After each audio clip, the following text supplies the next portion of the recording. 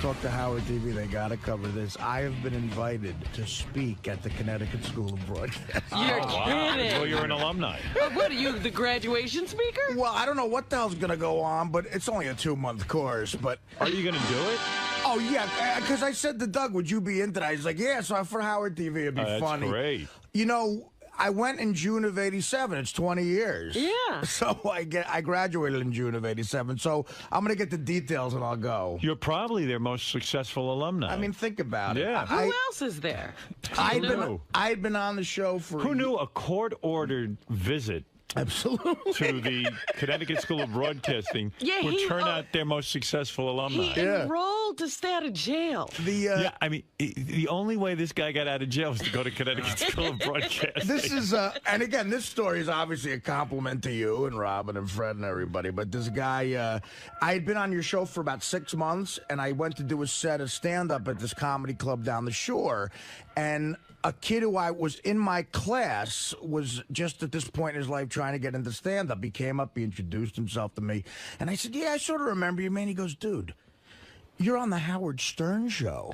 And I go, yeah, I know. He goes, you remember we were in a radio class together. You're on the Howard Stern show. And I go, yeah. He's like saying it that slowly, and he goes, is there a statue of you outside the what goes on at the Connecticut School of Broadcasting? Like, did you have to like are there classes where you sit down and you're a DJ? Yeah. Well, you know, okay, first of all, the stories about that are so great. That was March. I went March of '87 to June of '87 was when I went. I went up in March to June. Yeah, I like it. School takes 3 months. 2-month course. Yeah, and it was when my old man was laying there paralyzed, and I would take his van, his work van, because I would hang antennas every once in a while too behind my mother's back to make money. She didn't know I was climbing roofs. Oh, but my goodness! I used that to get there. And it was basically it's a great school. They do a great job, but you're in class with people who want to be technical and on-air talent. Why did the judge decide that you needed to go to... The judge didn't. The lawyer, my probation officer did. Oh, God. You want to talk about my videotaping sections of my life, but I got convicted. You know, I got arrested and convicted, and they put me on probation, and my probation officer Which charge was this? Was this coke? No. This was when attempted bank robbery. Oh, okay. It all goes back to the bank. At court, it got dropped to a misdemeanor disorderly conduct. So I get a year. I get a year probation. No, I think I got 2 years probation. What a life! That poor mother of yours deserves a mink coat. And if she looks as good as she does, she should be. Believe me, she's got enough. Don't worry about it. Yeah, he takes care of her. So I go to a probation office, black guy in Newark, and I'm in line with all the other people, just a bunch of You have to losers. sit in that room and wait to be Oh, bunch of losers. That's happened 3 other times, which I fit right in. Yeah. It happened 3 other times. So they give me my community service. My community service was cleaning up, rappers outside the Union County You Courthouse. had that stick? In Elizabeth, I had an orange vest, the loser orange vest, and a fucking stick. And my buddies, my sadistic friends, would come by and throw White Castle wrappers all over the lawn and go, loser, pick that up. Like, they would throw, Howard, they would throw, double cheeseburgers at me. And the maintenance guys, the janitors who all had attitudes like Scott the engineer, only worse. Right. Union guys, I'm free work. They don't have to work. You're doing this, you're doing that. And the first day of work they boss you around, the janitors? Boss me around. They tortured me. My life was in their hands. If they write a bad report, I'm fucked. Oh, my goodness. And so I had to do 25 hours. The first day I show up at St. Patrick's Day, they're all loaded. My God. It's 2 o'clock in the afternoon, and the foreman was this black guy. He's in charge. The janitor was this black guy with suspenders on and freckles, and he was ossified drunk. And he had a green plastic derby on. I'd be like that. Wrapped around his neck. They all had all green green, and and he's like looking at me and goes, "What you here for?" And I go, "I'm the community service guy." I go, "Oh shit, get outside. I'm a little fucked up right now." the picture, Good time in the morning. He had one of those $2 plastic green derbies. That, I mean, a 3-year-old wouldn't wear. That day he was Irish. Guy, yeah. He's Irish. I love the Irish. He was Irish. Right, everybody's Irish on St. Patrick's Day. So another reason to get loaded. guys were smoking weed and the thing, all the janitors. So now, you know. You broke the law just because you robbed a bank. Right, exactly. You're under their control. Well, they said, and that's what the guy They're said there to to me. teach him. He goes, "What'd you do?" And I go, "That's a long story." And then I told him the story. He goes, "You're a crazy motherfucker." He goes, "Get outside. I'm going to give you the stick." And he goes, "You got to get a vest." He goes, "Don't get hit by a fucking car because I'll catch shit about that." And I said, "All right." And so I go, "All right." And I go outside with these 3 other guys who were literally So like. his only instructions were, don't get hit by a car? Yeah. Good job. He said, "Don't got get a hit." tip I'll for never you. forget it. Go, "Don't get hit by a car because I'll catch shit about that."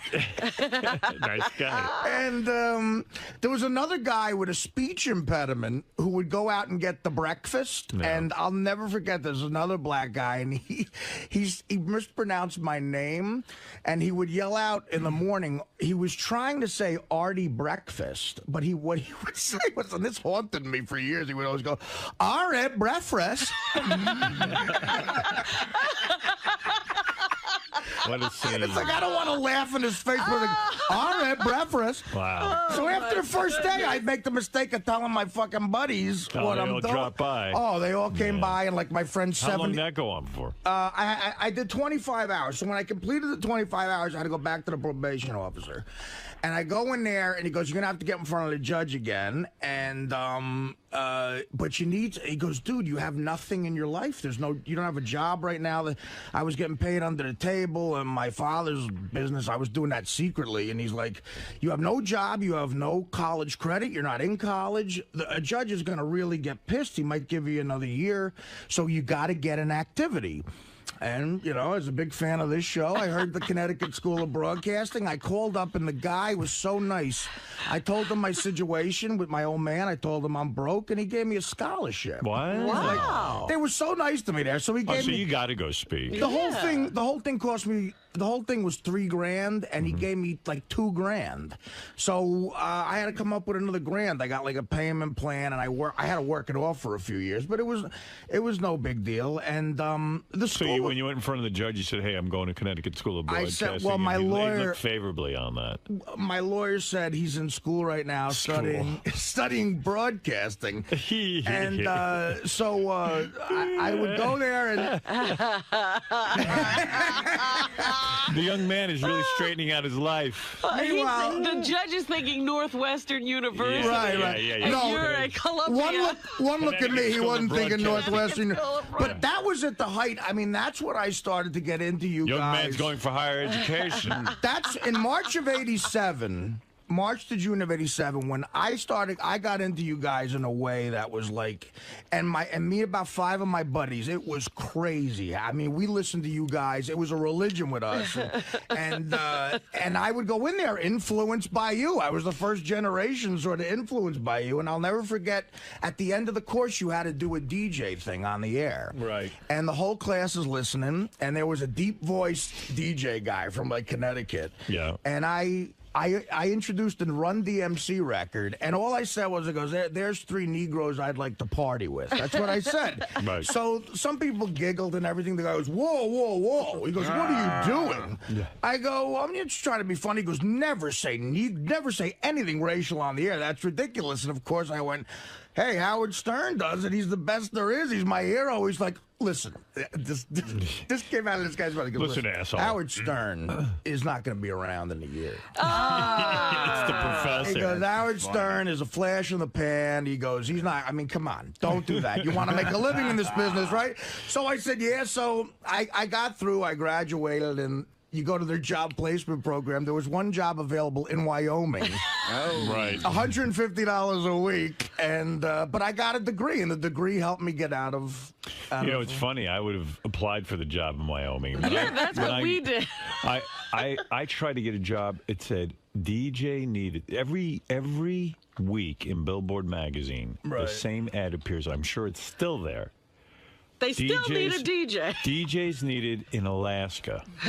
So I go, okay. Of course, I'll go. everything needed. Doctors, plumbers. And my dad explained to me I suck so bad that I'd probably need to travel. And I applied. I got nothing back. Nothing even from Alaska. I went to Poughkeepsie. I went to WPDH in Poughkeepsie. I applied to the Alaska radio station. I went into Camp Hill, Pennsylvania. Wow. Well, that's where I started. And they wouldn't even hire me there. Oh, my God. You know. Really, Robin? I don't know everything Camp about you. Hill was the worst. Oh, yeah? Because my sister lived there, and I figured, well, I'll live near my sister, and like, for sure they're gonna want me. I mean, who do they have? Meanwhile, the guys sounded pretty good. I heard the radio. Yeah, they station. had some pretty professional guys there. Don't you think struggling like that just builds so much character in a way, though? Yeah, it does. But Well, yes, you never struggled, and look at you. But in a way, I never struggled. I'm one of the examples of I struggled and it did nothing for my I'm character. teasing you. The funny thing is that I got a letter from a guy the other day. He goes, "Dear Mr. Stern and the rest of the Howard Stern Show, my name is so-and-so. I'm a student at blah, blah, blah, and I host a show at the radio station every Friday night." And he goes, "My show is the safe harbor period the FCC allocates, allowing for explicit lyrics." I forgot this guy's still on the phone, but listen to this. So the guy evidently went on the air and started doing a discussion about alternate methods of sexual protection. Talked about how they could substitute saran wrap with duct tape at the base of a condom and, all kinds of weird shit like that. And he's like, "Hey, man, this really sucks." He goes, "I got suspended, and you're my hero, and I think civil liberties have been violated as a result." Wow. There's talk of reinstating the safe harbor period at the station. There will definitely be serious limits put on what I can discuss on the air. By contacting you, I'm hoping you can find the time in your schedule to call into my show and give your opinion. This kid would hate my opinion. My opinion would be, I'd like to call this kid and go, "Listen, asshole. What do you think? I just got on the air and was able to say all kinds of weird shit?" But you got fired from your college station. Yeah, but that So was... take your firing. But it was original back then. I mean, this guy, what he's got to do, and the guy at the Connecticut School of Broadcasting was probably right in saying to Artie, "Listen, before you get in the fucking clown car, Right. be an acrobat. I mean, get on the air, do it. Let me see you do it straight." Artie's a genuinely funny guy. Yeah, but you that gotta... dude didn't recognize Artie's skill. No, believe me. That's the problem. Thank you, Robin. That was the nicest thing anyone ever Hey, I recognized your skills. You did, brother. did. God bless you. All right. But People ought to try figuring out who they're talking to sometime. Because every guy at the college radio station thinks they're funny. Now they're going to get on and do the Howard Stern Show. And it's like, you know what? Slow down a little bit. You can play by the rules a little bit. I told you, the guy at my broadcasting school said the one thing you need to do, Robin, is get rid of that laugh. Oh, really? Yeah, right. Okay. Well, he's right. It's a little much. The most recognizable laugh in the history of broadcasting. I tell you, a lot of people have said that. But yeah, so you think that would be interesting if the Howard TV films that? That would be funny, definitely. right? Well, what are you gonna come do? back. What are you going to say to these kids? I gotta figure it out. I don't know. I also found out I'm going into my high school Hall of Fame. Me and Ray Liotta. Whoa! Wait Well, a second. what are you gonna do? It's So, like are I you gotta the figure out. commencement speaker at the Connecticut School of I Broadcasting? have no. I mean, I graduated. There wasn't a formal graduation. No. I might just go and talk to a class. But anything's funny. Me trying to give people advice. Yeah, I wonder what you're going to say to them. I mean, the route I took is just sheer luck. It's like a Off the fucking Lange. angel was on my shoulder guiding Arthur me. Lange, here are your students. Right, exactly. Ralph. Hey now. I am curious to hear right from Ralph's mouth, though, the official reaction to Howard's announcement. What, were you sleeping through it yesterday? Yeah, he doesn't know you called in. He was asleep. Oh, my God. No, I already slept through it. What, did I sleep through it? You Did were Ralph nodding call out. in?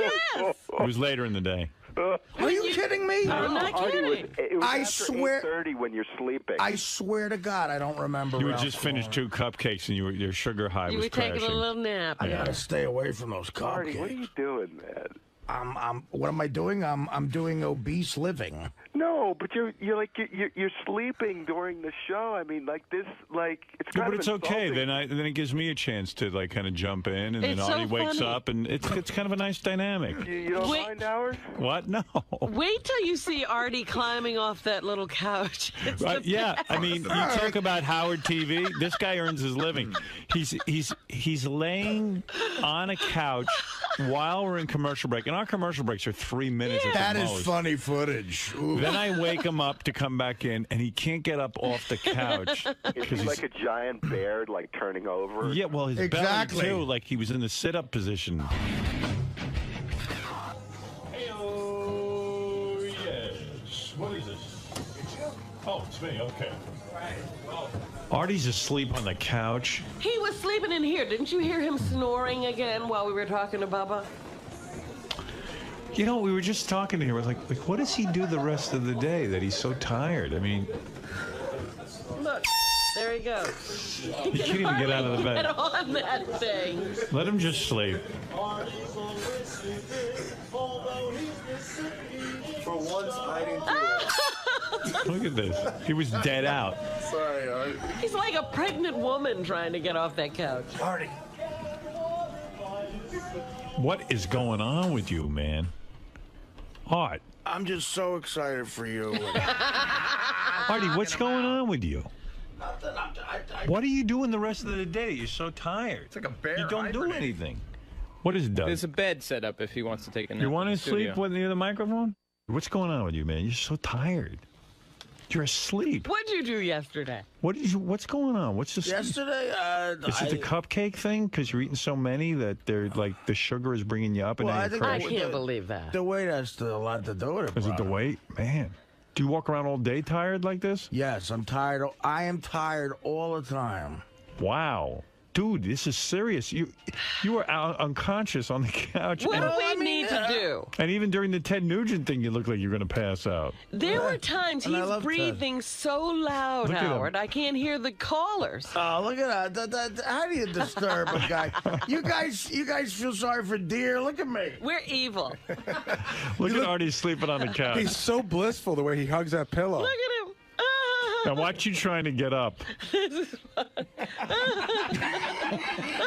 Show the part where Artie tries to get out of the couch. This is. It looks like a pregnant woman. Robin said. My watch. All right, so he hears he has to come back in. He's Wait, all watch. curled up in the Bobby watch. It's Trin me at work. pillow. Wait, watch this. Look at you. Yeah, that's Artie at work. Time for another day. Look at this. You can't get up. Dude, you can't even get out.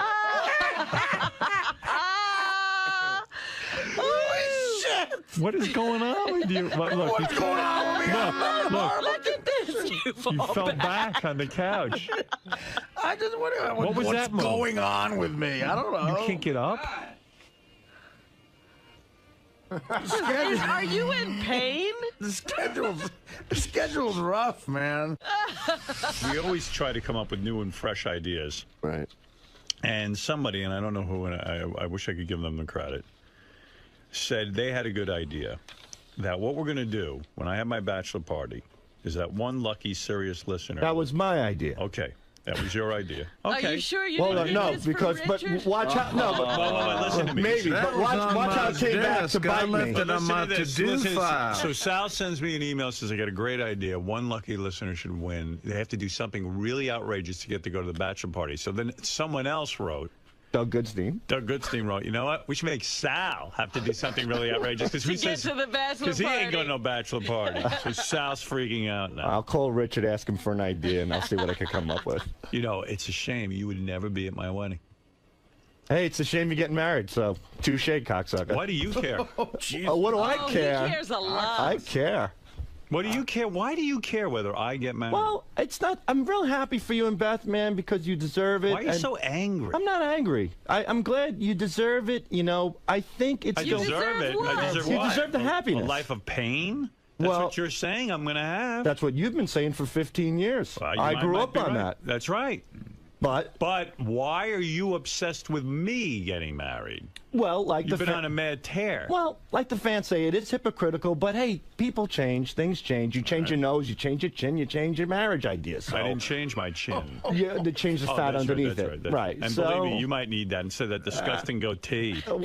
Hey, I'm using that as an example. All right, go ahead. And you're getting married. Good for you. Good for Beth. Yeah. So why are you angry about it? You think better for Beth. I think better for the show. I always think of the show first. Howard's going to be miserable, locked in a prenup. When there are times locked into a prenup. Well, she's locked in a prenup. So now, when you're in a situation, why am I locked in if I'm in a prenup? It sounds like I'm like you're in a scot-free. seat. No, Beth's locked in a prenup. So let's walk through a scenario. You get pissed off at Beth over something, Out she the doesn't. door. Like lately, you said she don't shave her twat anymore the way you like her to. She does shave her twat. But one time she didn't shave her twat, and it turned out it was like I was off by a day. But that's the first sign of many. That's the first sign. She shaves her twat every day. Yeah, but you're already starting to get a little pissed. Things are starting to change the way she wants it. She wants it. Why, that's your marriage. Why are you married is what I want to ask. But the thing is, you clearly hate your wife. You hate family life. I don't hate family life. I love my kids dearly. After yesterday's wrap-up show. Very easily. I call her up and go, you hear anything today? She goes, no. And I go, what's for dinner? You really hate your wife. No. No, you do. You do, Sal. No, I don't. Nope. But the thing is, I'm happy. happy. Should I play what you said?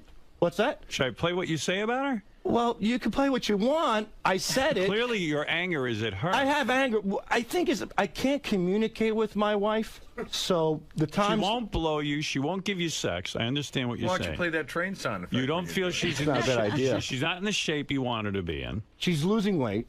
All right, but she's still not the right But shape. she's going out more now that she's losing weight, which is kind of scary. So she's still not with you. But No. she sees him as another child in the house. She sees him as one of the other kids. And then Sal's whole rap is like, I'm still expected to provide, but she doesn't want to give me sex. Meanwhile, you're not providing. His job didn't change. Hers did. Yeah. Like when you're a fat slob. How can you tell your wife to lose weight?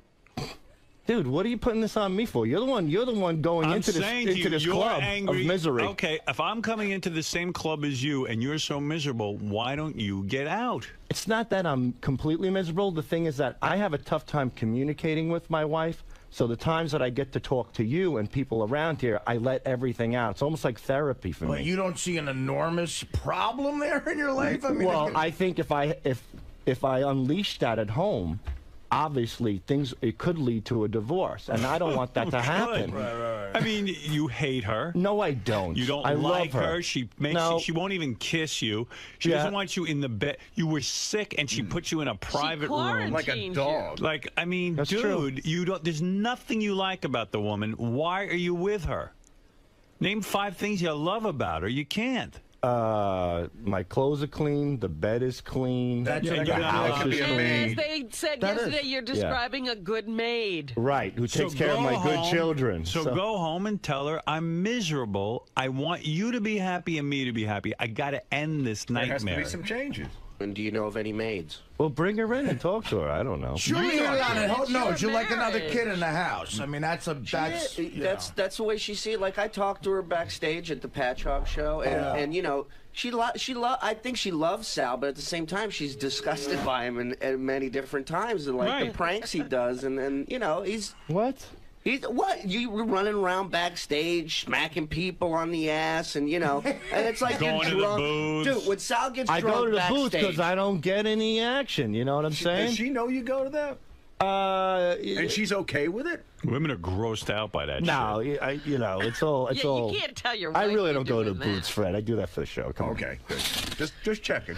But it just look. I've learned to deal with it, Howard. There were times in your marriage, dude. You learned to deal with it. You're out in the open about it. You've announced it to the world that you're miserable in your life. Your life might as well be. You might as well be dead. You hate your life so much. Get out. I'm telling you as a friend. I think I'm just miserable in general. Maybe And you think it's just women issues? No, everyone's life is going to become yours. I hope not. Describe the perfect life to you.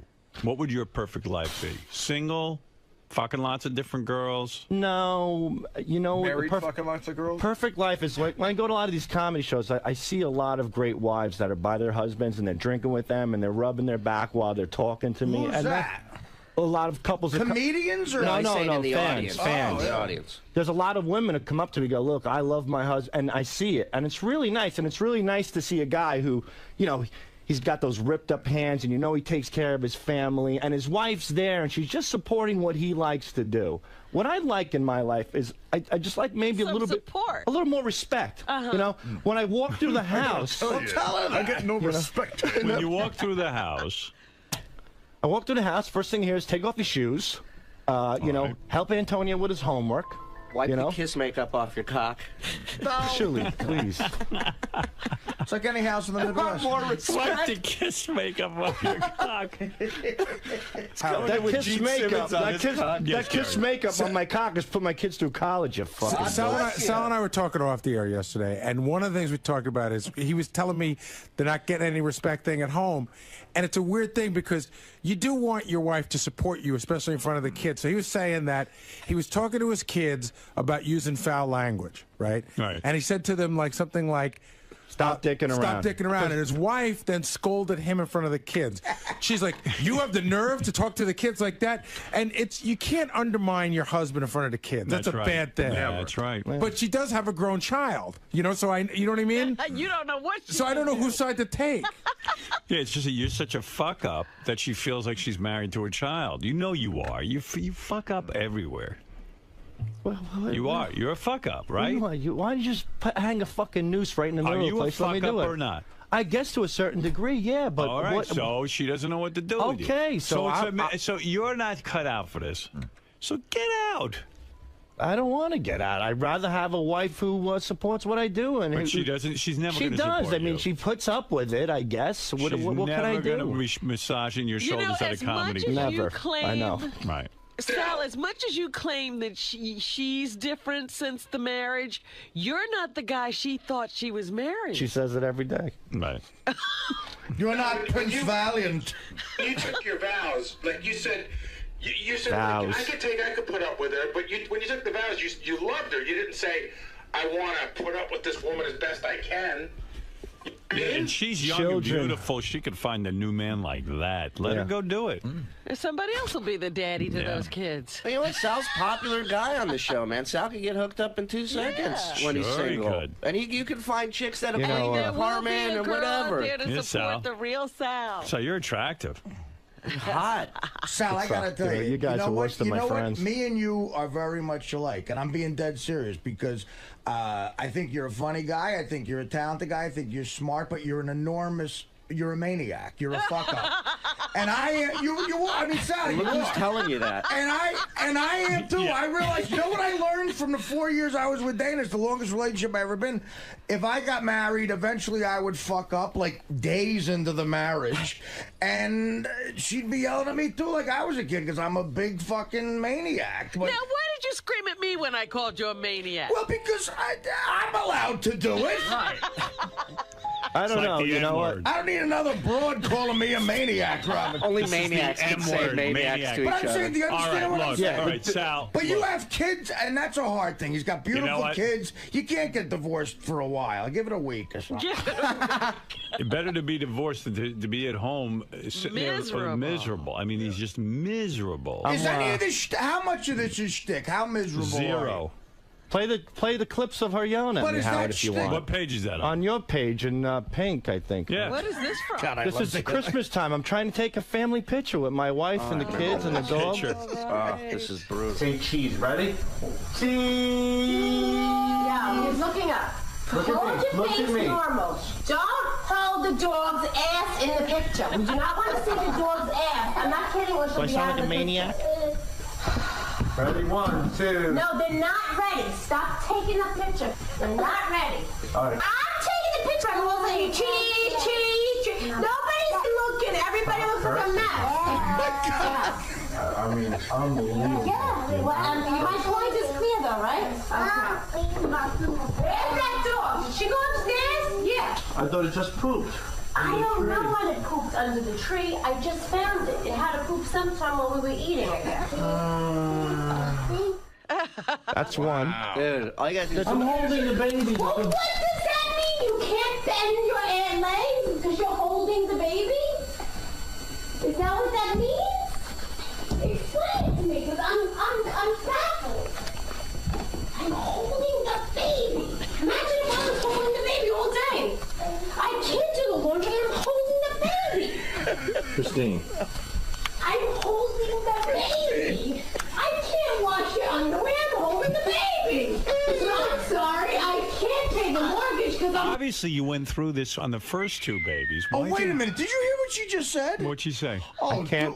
Did you hear? What did Back she say? that up. All right. Back that up. That was the big. worst thing I've That ever was heard big. come out of a holding the woman. baby. Baby. I'm holding the baby. I can't wash your underwear. I'm holding the baby. So I'm sorry. I can't pay the mortgage because I'm holding the baby. No lights. I'm holding the baby. Can't pay the local bill.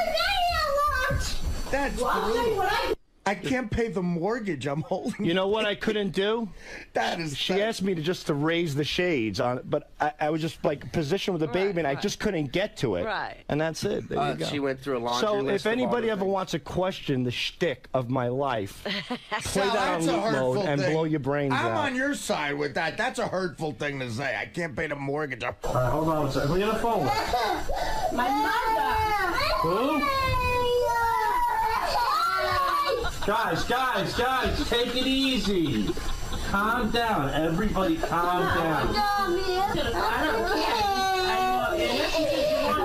Calm down. Everybody calm down. All right, can you take the baby? Oh, man. All right, now you shouldn't have heard that. Oh, Howard. my You God. shouldn't have played that. So, you asked me why you shouldn't get married. There you go. I don't know, man. I don't know how you guys can come to the decision to have a third kid when you can't agree She on wanted a anything girl. else. I said, okay. We had two boys. She wanted a girl, and we had a boy. So that's fine. Good plan. Could have there you dressed go. one of the other kids like a girl. You showed her. We'll have another boy. Was there any joy in making the baby? I mean, was there any like love between you two, or was it just all business? No. It's look, when we do make love, it's good. You know, I mean, there are some rules and regulations. You know. Yeah, tell how the Tampa story ended. So that's it. You know, I flip on my back and I go, "Can you finish me off?" She goes, "I'm tired. Finish yourself off." Oh. So I go, "Christine, just do what you got to do," and she did it. And surprisingly, she didn't pull away for the pouch. I'm like, wow, pretty good. Maybe we're in Tampa. Maybe this is a little bonus. And then all of a sudden, she's still holding it. And a few minutes go by, and I shrivel up in her hand. I turn around, and she's dead asleep. So that's how. So technically, I didn't get a freebie there. She just passed out. She fell asleep with your dick in her hand. It's pretty bad. It's pretty bad. I'm sorry. I'm sorry for you two. There's the good and the bad, and you make the best of it. But as a man, Howard, who hasn't been married, I'm just trying to let you know, hey, maybe you should think about it a little bit more. That's my As a point. man who hasn't been married for for 20 years. I mean, a man who, years. a man who has an opportunity not to get married again. Excuse me. right. Maybe you should reevaluate. All right, But, I'm going to think about but if what you're you happy, said. you're happy. All right, That's thank it. you. There you go. All right, goodbye. It is. I mean, marriages look like a horror show on the show. Well, Will said yesterday that he took long time to propose to his girlfriend because of all the horror stories he hears around here. Yeah, well, maybe he's right. That's pretty horrible. A guy coming into his own little pouch that he makes. It's kooky. I mean, that's just as bad as it gets. Yeah. There's no point in staying in something like that. No. I'll just come on myself. I don't need you there. Right. If I can buy you a plane ticket. If you fall asleep jerking me off, it's over. Yeah. It's over. Fuck. No hard feelings. Just listen. You're not into it. The strangest thing about their relationship is Sal seems to know about everything to make it right. So just take that action and try to make it right. He knows exactly what the perfect marriage is, but he does nothing to. But it would mean her not being repulsed by him. And some of the stuff she asks him is ridiculous. Like, a guy comes home from work. Why does he have to take off his shoes the second he walks in his house? It's his house. He should be able to walk in. That's the way I see it, anyway. And that's why I'm single. What is it? Yeah. How do I get rid of you? There's a lot of yeah, what's up? There's a lot of weird things that goes on in the halls, So Benji just went on like this weird tear, and it started tickling everyone, and he tickled Artie, but Artie was sort of, he Doug, let him do it. Doug, I got to move on. Oh, it's such a funny video. What do I have to see now? Video of Artie getting... He just like attacked Artie and tickled him, but he could make me laugh tickling. But he giggled him. All right, he made let him me see it. All right, if you insist, I'm trying to move along. I want to get it in today's show. It's funny. I was just telling everybody what a great tickler I am. I'm very ticklish myself sometimes, and I love tickling and being tickled. So we're going around and we're going to see who I can tickle the best. So here we go. Two homos. Wow! Oh, Yaki! Yaki. He is good at it. Oh my goodness. That was so fruity. That was the gayest thing. Who hasn't wanted to hold an enormous comedian in their hands and elicit laughter? Look at this. We got a great one! We got a great one! We got a great one! What is that about? I'm running out the door scared shit, and the hot receptionist sees me, and, you know, I'm trying to make time with her. So Benji was good at tickling you? I said, I'm sitting there. Benji's doing one of his bits for the camera, right? I see him, and he goes, I'm a great tickler. And I'm sitting there with my iPod, and I see he's eyeing up me. And I go, you know what? You can't make me laugh tickling. Look at him fighting Ronnie. Oh. I thought this was the... Ronnie's almost killed 8 people on the staff in the last 2 weeks. So I just sat there, and I was too lazy to move, and I'm like, I know what you're looking at me. You're gonna come to me. You can't make me laugh.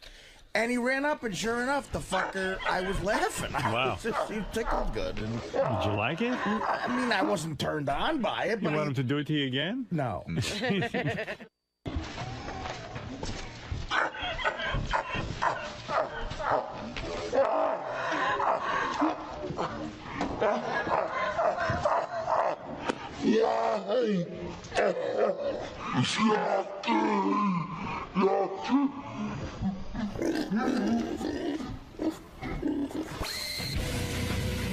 I met with them many times, actually, but I said to them on one occasion, you know, if I sign up to do America's Got Talent, we got to do it in New York. I can't do it in L.A. And in the back of my mind, I said, wow, this will be a great thing for New York because it's a major sort of live show. It brings money into the city. It adds to the tax base. You understand, Robin, that yes, this is an important thing. Wonderful for New York. Wonderful for New York. So I'll admit that I was a little disappointed. I was happy we brought money into Newark. But, you know, my mission, I had a weird thought that, wow, I can't believe how many parades they're going to have for me when I bring this show to New York.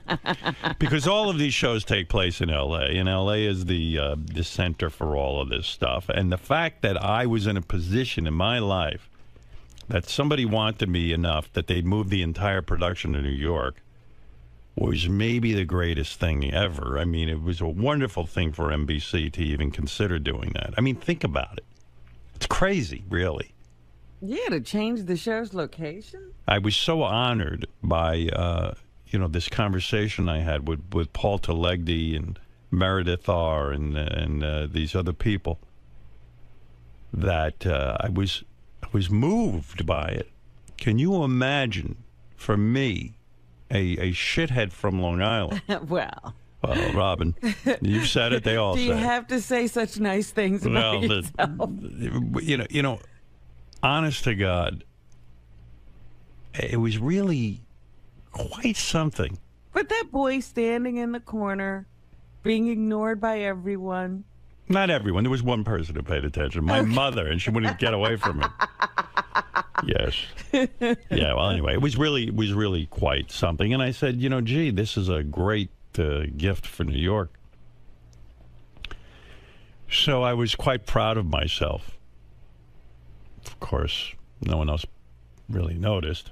But so, you know, I got excited about it. Well, you know, when I met with them, I said, gee, can you find a New York venue this year? You know, they said, well, we're going to make our best effort. We really, really are. And, you know, crazy. So last night, I'm sitting home, 7 o'clock at night. My agent rings up, and he's sending an email from NBC. They have this announcement to make, an announcement.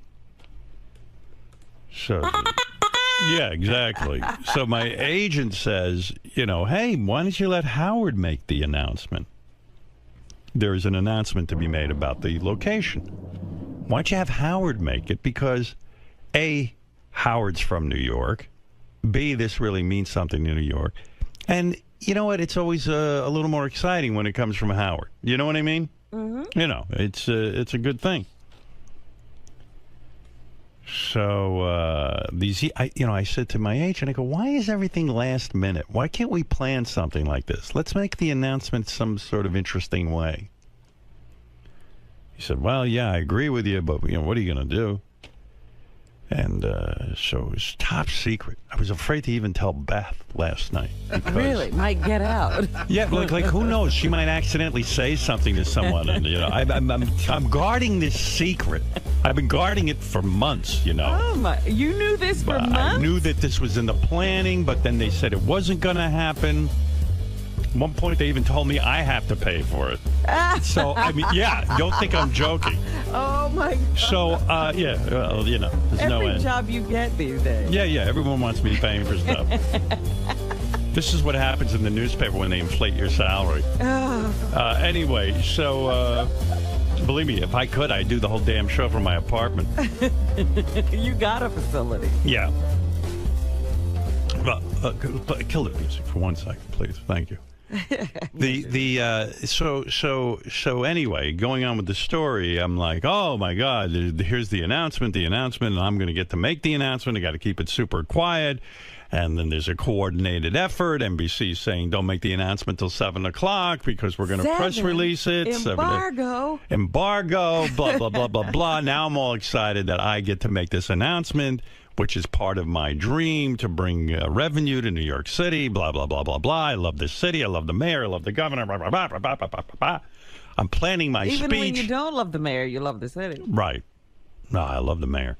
Well, I'm talking about there have been other administrations. Yeah. Oh, yes. I can point to a few. But nevertheless, I'm all excited.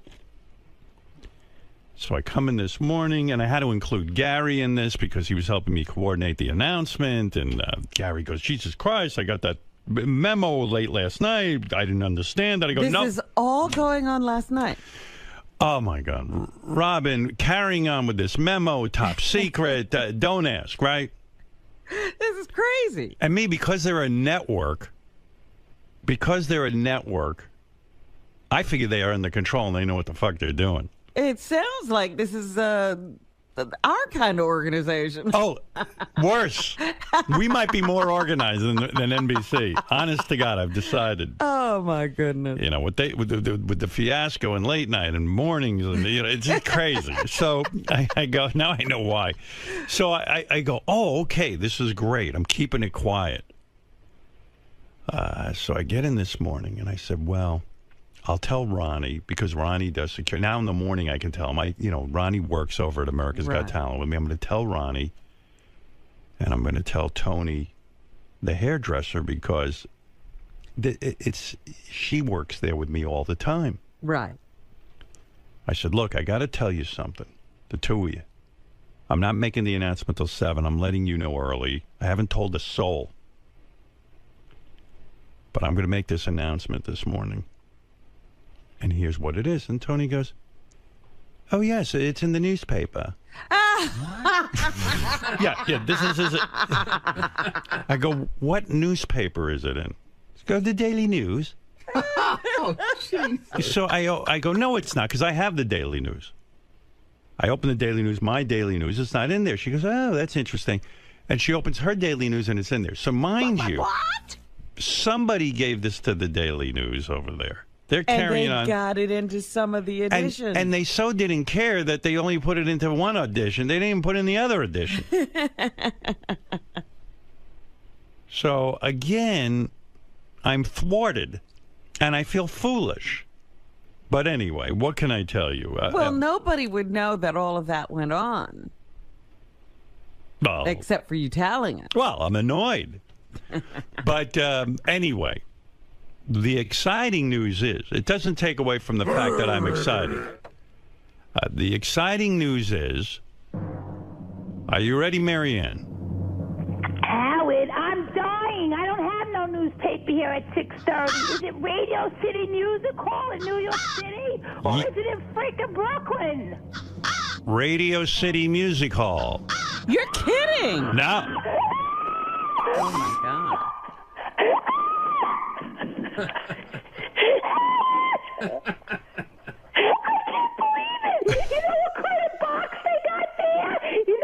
Look on that stage. Oh my God, Howard, it's going to be Bedlam in New York. People are going to go wild. I'm so excited. All I need is Howard in my life on the ACT stage. I love you, Howard. All right, Marianne, thank you. You're well, the anyway. man, Howard. I'm the queen. I got my gown. I cannot wait. Well, anyway, I Boy, was that's so... the person to tell something you're excited. Yeah, you're not kidding. Yeah, I was so mildly excited. But why I'm excited about this is that, first of all, Radio City Music Hall has such a great meaning in my life. You know, many times my parents would take me there. I'd see the Rockettes in a movie after we ate at Tad's, and I'd be so gassy from Tad's, but I couldn't fart in public, that my gas would back up. So there were so many painful moments in Radio City Music Hall. So many wonderful memories of my father telling me to pee, but I couldn't because my penis was too small. Right there in that bathroom at Radio City Music Hall, Robin. But wait a minute, back so many up. great memories. Yeah, but anyway, But wait, back up for me for a second, yes. because I didn't ever understand the movie and the Rockettes. Oh, you always went around Christmas when your parents took you to Radio City Music Hall. It was a big deal. We get dressed up. They had a live show first, and then the movie. And the Rockettes were the whole show? The Rockettes were the main attraction. Wow. Look at them, cats, they do it in unison. Guaranteed, Howard, they're going to bring you out with Rockettes. That's the plan. All right, so anyway. Howard, I'm so excited. Thank you, Marion. I love you, Howard. I'll see you there. I love you. All I need is Howard. All right.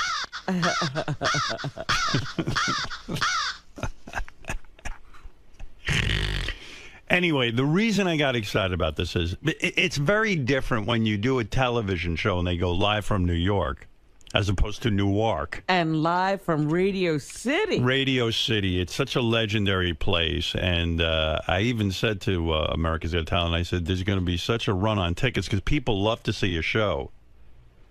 You know, and to see it at Radio City, and it's great. It's great for the city. It brings in a lot of revenue. It's very exciting.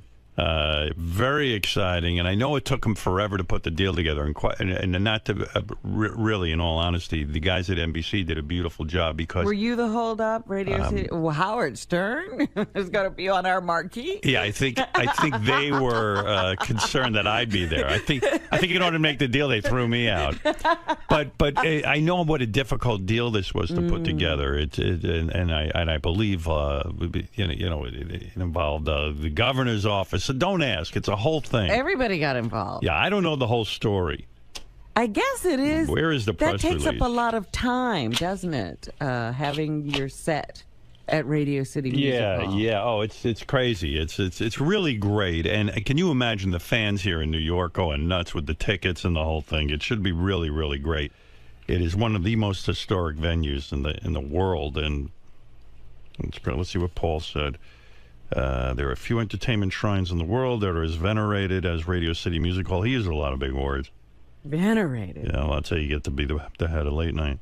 What does that mean? Many of them, who knows? I think that's like when you put holes in something and a lot of air goes through it. I think that's ventilated. Oh, right.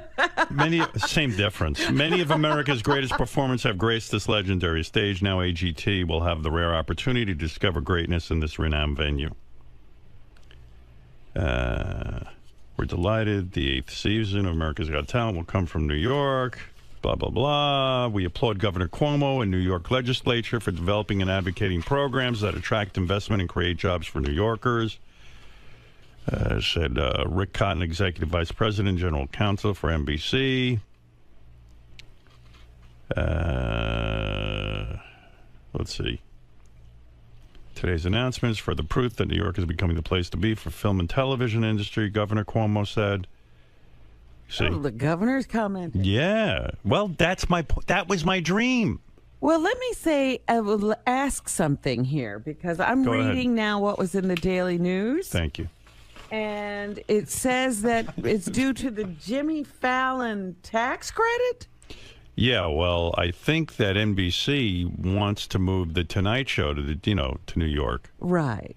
So in order to keep him there, they created a tax benefit for NBC to keep the show in New York. Wow. Yeah.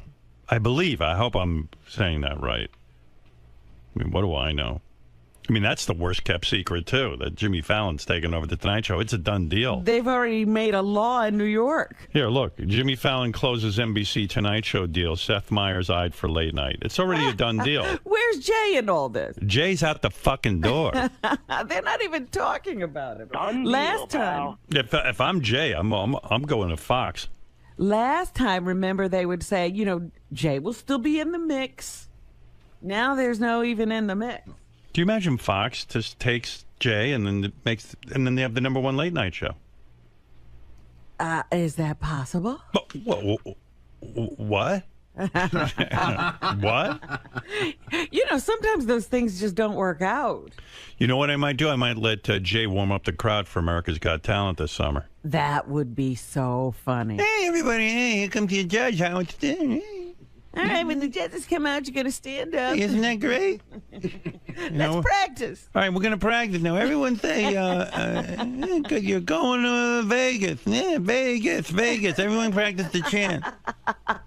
And put up your arms like this when you want to make the judges get an X. That's right. If you don't like something, you can boo. I mean, that's a practice. 1, 2, 3, boo. Anybody with a T-shirt? Yeah. Yeah, Jimmy Fallon's march to inherit the Tonight Show is nearly complete. The late-night host has closed a new deal with NBC that will pave the way for him to replace Jay Leno in the 11:35 p.m. slot. What's so great is, too, they drag it out. Jay just looks like a buffoon. But now I didn't understand what you were talking about. So you knew all of this before Jay did that duet. Yeah. With Jimmy Fallon the other day. No wonder you said it made him look like a shithead. Yeah, he's a shithead. Everything Jay does is a shithead. I'm so glad NBC is getting rid of him. Yeah, because we got to do upfronts in L.A. with, I got to appear with the crew of The Voice, for something. I don't even know what it is. And I know Leno's going to be there. It's going to be fucking embarrassing. Oh, really? Hopefully they'll fire his ass before I got to go do that next month. Would he show up? I don't know. Why would he show up? He could do a duet with me. Still not clear as when exactly Fallon will take over tonight. The Hollywood Reporter's source says some NBC execs want to launch Fallon's New York base tonight in February during the network's highly rated coverage of the Winter Olympics. February. Oh, okay. February what? Oh, February. February. Oh. February. February of 2014. But producer Lorne Michaels has said to prefer to give Fallon a little more time. Lorne Michaels going to produce. First of all, that's the star of late night right now. They see Lorne Michaels knows how to play it. I was just telling Gary this. The guy quietly behind the scenes now has completely wrapped up late night. He owns it. He's got the 12:30 slot he's going to produce with Seth Meyers. He's got the 11:30 slot with Fallon. And he's got Saturday Night Live, completely locked up the entire franchise. And he controls the whole fucking thing. That's the way to do it. And I admire that. He keeps his mouth shut. You never hear from the guy. Well, hasn't he had his run-ins? I mean, there was a period of time where he didn't run Saturday Night Live. Yeah, look how well that worked out. But he let him flounder, and then he came back, and he was the savior, I guess. Yeah, did it perfectly. Jay saved, but no accolades. Wouldn't you love if Jay took over Conan show at TBS? Stole That's the show. what he should do. Now he should start hiding in the closet at TBS meetings. Would Conan kill him? He probably would just kill him. You know what? Yeah. And everybody would say he had a right to. I was watching Conan. I watched because I love Seth Rogen, and Seth Rogen was a guest. He was so good on Conan. But I taped it. You know, otherwise you forget about Conan. I haven't really looked since he started that show. It's somewhat sad when you tune in, actually. You feel bad for the guy. You almost feel like nobody's watching but that audience he's talking to. Yeah. Like there's no one at home. Yeah, I mean, he just like blew out. Well, okay. What are you going to do? It's like nobody even talks about, are you going to do Conan? No, that isn't even a question anymore. Right. I would do Conan if I lived in LA just because I feel bad for him. Yeah, but I'm just saying, You know. people, are you going to do Fallon? Are you going to do this? Are you going to do that? Nobody says Conan. Yeah. Used to be the guy. Yeah, NBC was talking to me about doing some appearances before the start of America's Got Talent. I told them I don't want to do too many. I hate those fucking appearances. I think next week I got to do the Today Show. Yeah, you said maybe with a group with the whole group. interview. I don't like to do group interviews. I'll be honest. I'm not such a great team player. You know what's? How do they seat you even? It's like Howie and I are bookends, and then the two gals on a couch. Yeah, and they kind of seat us the way we are as judges. Like Heidi's next to me, and then Mel B is next to Howie. Uh-huh. It's like wherever we go, we're glued that way. And so they were like, "Hey, would you go on the Today Show and talk to Matt?" I go, "Yeah, sure." And they go, "Oh, you know, with the whole gang." And I go, "Oh, okay." Well, now Heidi's going to be the big attention getter because It's she fine, saved yeah. her kid. Right. It's I'm perfect. going to talk to you. Who you saved? I'm gonna stand there. You Say, didn't even tell me. She also saved the nanny. She was. Oh, she was excuse saving me. everybody in Hawaii. Are you forgetting that I'm a hero and I saved a guy from jumping off a bridge a couple of years How ago? many years? Well, I'm still playing that one. I'm actually going to go on dressed as 𝗦𝗁𝗄𝗿. I'll be like, "Oh, hello, Matt. I'm back." Oh, dear. Fucking 𝗦𝗁𝗄𝗿. Everyone acting like now they all of a sudden love her. You all hated her. Give Matt a break. He's just trying to get rid of her so fucking you people would be happy. I think people just love to be involved. Yeah. Like all of a sudden Matt's a bad guy because they got rid of 𝗦𝗁𝗄𝗿. Nobody even liked her. What's wrong with the Today Show? Nothing's wrong with it. P.S. Matt doesn't even have the power to get rid of anybody. As much as you'd like to think, he didn't have the power to get rid of 𝗦𝗁𝗄𝗿. That's the network's decision. You should But fucking still, head. they're like, you shouldn't have even talked about it. Right. They act like Al Roker's a saint. Al Roker never said anything? Al Roker hates 𝗦𝗁𝗄𝗿. Let's start that rumor. No, Al likes everyone. That's what I'm going to do. You know what? I am going to go on the Today Show, and I'll sit there and I'll let Heidi do her thing, and I'll let Mel B do their thing, and I'll let Howie do his thing. And then whatever little time is left over for me, I'm going to say I'd like to make a statement now in favor of Mr. Matt Lauer. And then the place will quiet down, and I will just say, you know, can we be honest? Everyone hated 𝗦𝗁𝗄𝗿. I don't know one woman who watches the Today Show who liked her. And this idea that everyone is blaming Matt, why don't you all go fuck yourselves? I mean, really, it's abhorrent to me. This is what NBC should do for Matt, but I'll do it. I'll take care of it. I'll take the hit. I'm just going to go, you know, it's Are you so sure that they're on board with Matt? I don't care what they're on board with. I'm on board with Matt. Because I've been hearing some crazy stuff about people who have already been lined up to replace Matt Lauer. They're making a mistake. Their ratings will go way down. Did you see that all weekend? They were talking about sure. The guy from CNN. Everyone hates him. That guy from CNN. They don't know what... CNN be thrilled to get rid of Anderson Cooper. That motherfucker takes over New Year's Eve. You want to hang yourself. Anderson Cooper. Like, that's some sort of bargain. They apparently have been in secret talks with him. Anderson Cooper is better than Matt Lauer? I don't think so. No. NBC is doing strange things to get ratings these days. Disparaging their head guys. Anybody is good. But, hey, I'm on board with NBC. This moving to radio... This moving... Are you going to be all right? I'm going to throw up. I'm so excited. This is too exciting for you. It really is. I'm thrilled. First of all... The show, the schedule is from 9 to like 11 o'clock on Tuesday night. So this way I could just go right home and go to bed. You almost live there. Yeah, exactly. But Radio City's across from here, from this building. I know. I didn't know that.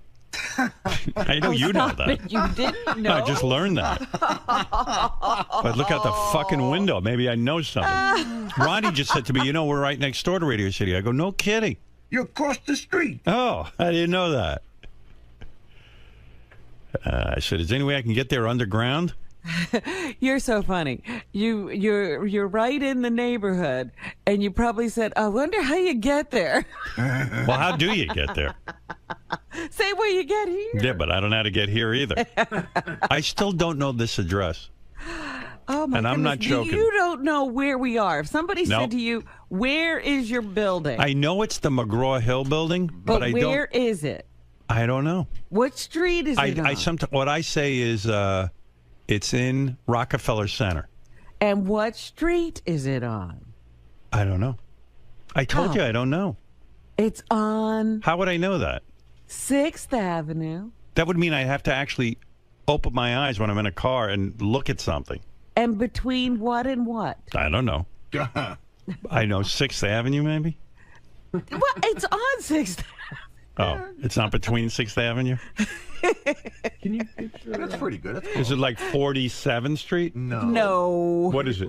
Where are we? Where are we right now? Someone tell me where we are. I should know that. We're, you really want to know? Yeah. We're between 48th and 49th. Well, I was off 1 block. Yeah. Okay. But that makes a big difference because you can't even see from 40. That's a nice building, too, though. Yeah. Can you picture on a map where we are? No. I don't. You can't picture New York. I love not to know. I really do. I love not to know. I don't have any idea where anything is. And I'm embarrassed by it. And I've got to get that under control. That's one of my things on my someday maybe list. Do you think you could recognize the state of New York on a map of the United States? I know where it is, yes. You could recognize it and point it out? No. They picked out shapes. I don't know anything. Like not the... I know where like Texas is because it looks like weird. It's at the bottom there. I know where Florida is. I know where New York is kind of. It's in that upper right-hand corner. It's in a jumble of states. It's in a jumble of bullshit. Could you pick it out? Yeah, I know like Vermont's there somewhere. You said you couldn't get home. Could you really... I think I could get home, but it would take me some time to figure it out. He'd have a phone that he used my Google phone. GPS But on. so you wouldn't know in general what direction to walk, or? No, I have no idea. Wow. If I walked out of the building right now, I'd have no idea where I was or how to get home. I told Benji I live 2 blocks from him. He used GPS to find me. He's been there since. And you know what? I'm going to admit something even more embarrassing. What? When I left your apartment, I used GPS again to get home. Even though I had just come 2 blocks to see you. I have no idea where anything is. I don't know how you guys do that. That's part of what's so great about Manhattan is you can... I know. It's easy to get around. yeah. That's what I said to my wife. We don't need to live in Manhattan. It's a waste on me because I don't know where anything is. Do you know how wide the island is? No. So, I don't know. It's only 2.5 miles wide. Yeah, at the widest. You're telling me information I don't know. Yeah. It's funny. I'm There's a restaurant, a wonderful restaurant that's a couple of blocks from Howard. I told him I was there. He goes, "Oh, I've never been. I don't know that restaurant." Of course not. I don't know any restaurant. I only know where Beth takes me. You gotta start. If you start bike riding, you'll learn it. Oh, forget bike riding. It's very dangerous. Get lost, and we'd never hear from Everyone I know who bike rides has been hit by a cab in Manhattan. Fred rides a bike. He's never Not in Manhattan, I don't. No, he doesn't. You don't? No, I do not. Well, it's people are crazy. Yeah, it's crazy. I'm talking I about don't know people how people who are. do it. I thought Fred did it. No, it's so dangerous. But anyway, remember that good-looking kid who used to work for us? That guy that every chick loved? Yeah. No, not Sussy. Not Sussy. He was for the TV. From the Howard TV. He was a bike rider, big bike rider, athlete. Boom, gets hit by a cab. He has a scar now from the top of his head to the chin. He's still better looking than all of us. Yeah, he is. Who's that? Was that Gump? No. Oh, Adam. Yeah. He got slammed, and then I have another friend who she went right over the top of a cab. Wow. Yeah, and then she's some athlete. I mean, it's ridiculous. They're putting out all those bike lanes, and they are confusing. Right. Have you noticed that? Robin, I don't even know where we are. What would I notice? You don't know what's going on. I just confessed to you I don't know how to get home from here. There are all these bike lanes, and then they have these left turn lanes. You don't know what's going on the street anymore. Is that the bike lane? Is that the turn lane? Of course people are getting killed. Then they have these pedestrian things where people just start sitting in the middle of the street. Right. Well, anyway, so the big news is, even though it's already in the newspaper and I was supposed to make the announcement, so that's a bit of a disappointment. You know what? The other thing in the daily news story, it's really, I can't believe they put this in the story. That part of the reason they're moving the show to Radio City Music Hall is because you complained about the commute to Newark. Well, I did. I mean, but that doesn't. I mean, that doesn't need to be in this story. Let it just be. I didn't write it. His heroic story. Yeah. Howard brings. You know what? Not that he whined. Going to New York, going to Newark wasn't even that bad, actually. I mean, it didn't take us that long. It was like 20 minutes, on a good night.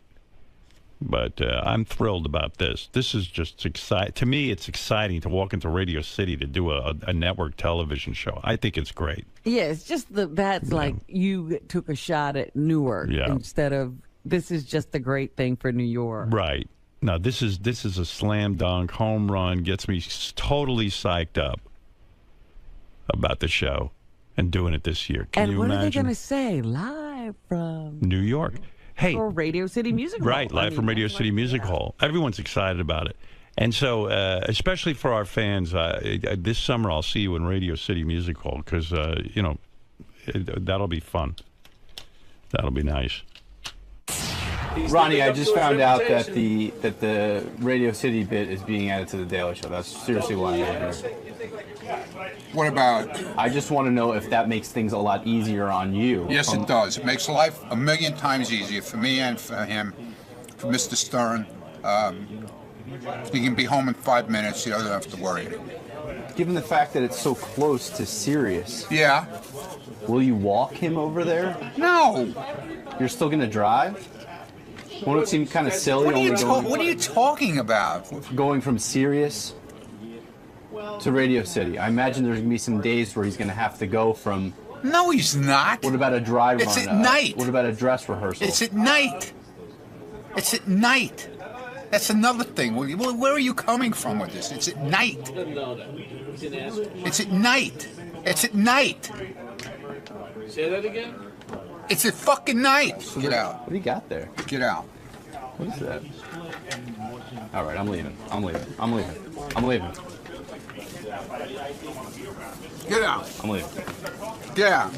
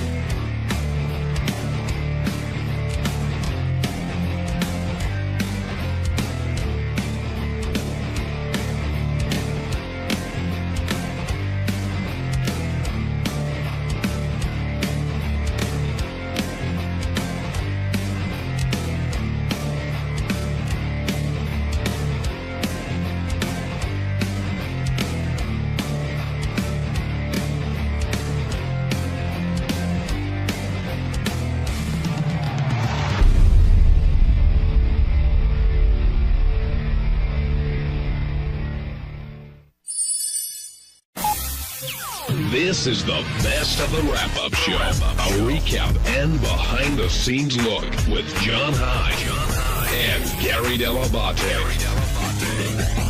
The best of the wrap-up show begins now. Hey, it's Gary 𝗏𝗏𝗏𝗏. On Monday's wrap-up show, John and I talked about that Howard was in a very bad mood. A lot of you called in, had a lot of tough questions for us. I think we answered all of them. Here's what happened.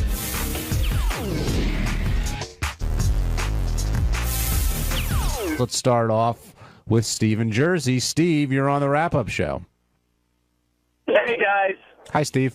I just know Howard, I've been listening to Howard for, 20-something years. 89 I started listening.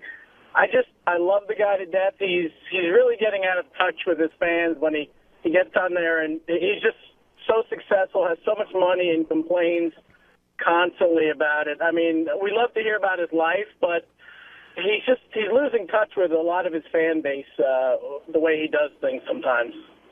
Well, I mean, the reason you listen to the show is you want to hear Howard and his life, and you want to hear him complain about it and, goof on his parents and yell at people here and everything that he does. He had a tough week, and he's letting you know how he feels. And, yeah, you're saying, well, if I was on AGT and if I blah, blah, blah, I wouldn't complain about it. Everybody complains, no matter how successful they are. No, I know. I love the guy to death. I hate, I hear people like me call in, and sometimes I get pissed at them. But today, I don't know, it just kind of bothered me a little, and I figured I'd call you guys. I'm a pretty middle-of-the-road listener, an average guy, and it aggravates me a little sometimes.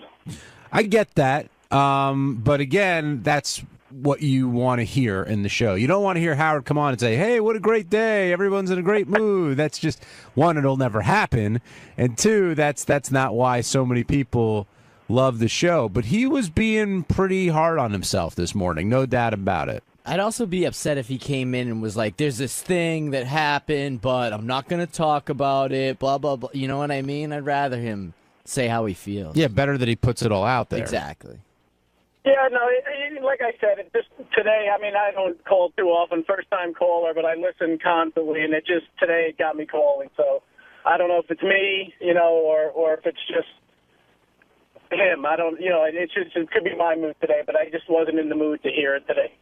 All right. Well, we appreciate you calling in, Steve, and taking the time. And, yeah, I mean, Howard definitely was in one of those moods this morning. You could tell, and I don't think he really took it out on anybody here. I thought he more took it out on, whatever the subject matter was that he was discussing. And you want grumpy Howard, but sometimes, as Steve's saying, maybe you don't. So, I don't know, sort of a mixed bag there. I never want grumpy Howard. Well, that's because you're here. If you're a listener, grumpy Howard sometimes is the best. Right. Let's go to David in New York. David, you're on the wrap-up show. Booey. Hey, David. Hey, I just noticed off of the Mark Wahlberg interview that Howard just seemed a little distant, and it seemed like he just wanted to get it over with, I don't think that was the case. I know Mark was on a really tight schedule, and he had to be out by, I think, 8:15. So Howard had to do sort of a compressed interview there. I don't think his mood had anything to do with that. And I thought it was a pretty good interview because Mark will call out Howard, and Howard will call out Mark. And that's what I was looking for, because that's what happened in the last interview. Yeah, I didn't get a lot of that. I got a lot of question and answer. They went back and forth a little bit. Especially at the beginning. Yeah, in the beginning. They talked about, both Howard and Robin said that Mark going to revert back to his old ways and stuff, but he's a pretty religious guy. And Mark did say that he'll only come in if he really believes in the movie. And last time he came in with Ted, we all know how that turned out. So, and by the way, I mean, Mark Wahlberg's a pretty smart guy. I mean, he got a piece of Ted that made over $500 million already worldwide, and he produces a bunch of different stuff. He's I really respect what he does in the entertainment industry. Puts on a lot of good shows too. Yeah, he does. It's a really good. He's really up and coming. So another thing it reminded me of was I don't know if you remember way back the old Eddie Murphy interview, like the first Eddie Murphy interview. Yeah. I kept thinking of that every time I was listening to the question and answer that they were having back and forth. Well, again, I think it was more a matter of Mark being on a tight schedule versus because, I mean, Gary just came in here. I mean, he loves coming up here with Howard. I mean, they've got this respect for each other that they've had for years. Yeah, he was just on a tight schedule today. But he listen, I give him this much credit, too, man. He always stops by whenever he's got a project, mostly, except for that one time we made fun of him. But he always comes by when he has a project. And not everybody who's supposed to be a friend does. Sometimes they skip us. He usually doesn't. No, he was heading over, I know, to GMA and doing a couple other things today. He does always come by. So, David in Maryland, you're on the wrap-up show. Hi. The interviews are still terrific and everything, but when he just is talking and you all are backing him up, it's filled with a bunch of lies. I mean, he loves AGT. Loves it. Stop complaining about it. That's not what we want to hear. You tell us he's doing what we want. What we want is the truth. Be honest. He's not honest anymore. I can tell you. Hold on. Can I answer that? Wait a second, Gary. Hold on. He doesn't love it today. So today he was being honest. Maybe he'll love it tomorrow, but today he was not loving it, and he was being very honest. He makes things up. Nobody will admit. Dude, I was in there this morning, and John is my witness. He was not making that up. No, he wasn't. And, I mean, why doesn't anybody admit that Robin's a lesbian? I mean, because why don't you she's talk not. about the real... Oh, please. David, that's Gary. that's Robin's story to tell. But hold on, that's not even true. Robin's not a lesbian.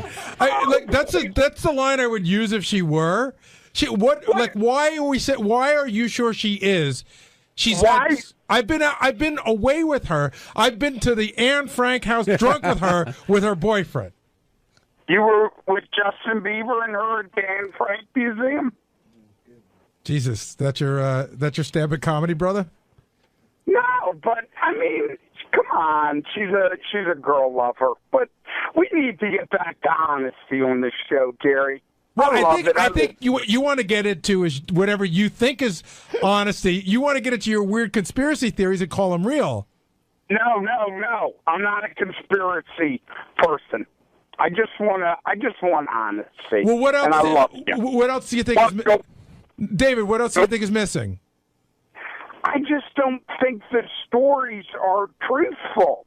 That's all. I think there's a lot of what John said. I think you say what you think the audience wants to hear. I don't think it's all honesty anymore. That's all. When did John say that, John? What's wrong with you? When did I say that, David? Didn't you just say that Howard says and does what the audience wants? Didn't you just say that to the first caller? No. Or if I did, I forgot the context of what we were talking about. He said something about Robin be a lesbian, but not that. No, he means the first caller. I'm talking about that. I'm talking about the first caller. Right. You told the first caller that everybody's, sometimes wants to make the show what they want, but Howard's just doing what everybody wants, but he isn't anymore. I don't think by being himself is what he was saying. Yeah. By talking about what's in his life. I said, look. But I don't think he tells the truth. But David, are you saying that Howard got up this morning and said, "I'm in a great mood, but just to make the show more interesting, I'm going to tell everybody that I feel like shit and I did not have fun at AGT last week"? Maybe not this morning, but I think there is a lot of that in the show, more now than there was maybe 5-6 years ago. Okay, point well taken. I don't agree, but you get to say what you want to say, David. Yeah, David, thanks for calling in, and you're entitled to your opinion, but Steve's right. What I was saying was Howard simply is always himself. And sometimes what I was telling the earlier caller was, do you think Howard's coming in and saying, "Hey, AGT's been wonderful. It's a great day. Let's," that's just not who he is. Well, I think he would come in and say that if he felt it. If he had a particularly great time and something great happened that was worthy of saying. But yeah, he's not going to come in and say, "Oh, great time at AGT last week." And Rob will go, "What happened?" "Well, nothing really, Rob. Just a great time." That's not him. Right. Moses in Lancaster, you're on the wrap-up show. Well, hey now. No. Hey, no. Hey, I just wanted to say, about Howard being in a bad mood and how it affects the show. I agree with Gary, but I actually like it. I dig it. Like I like when I like the fact that he's not in one mood every day. Like you don't.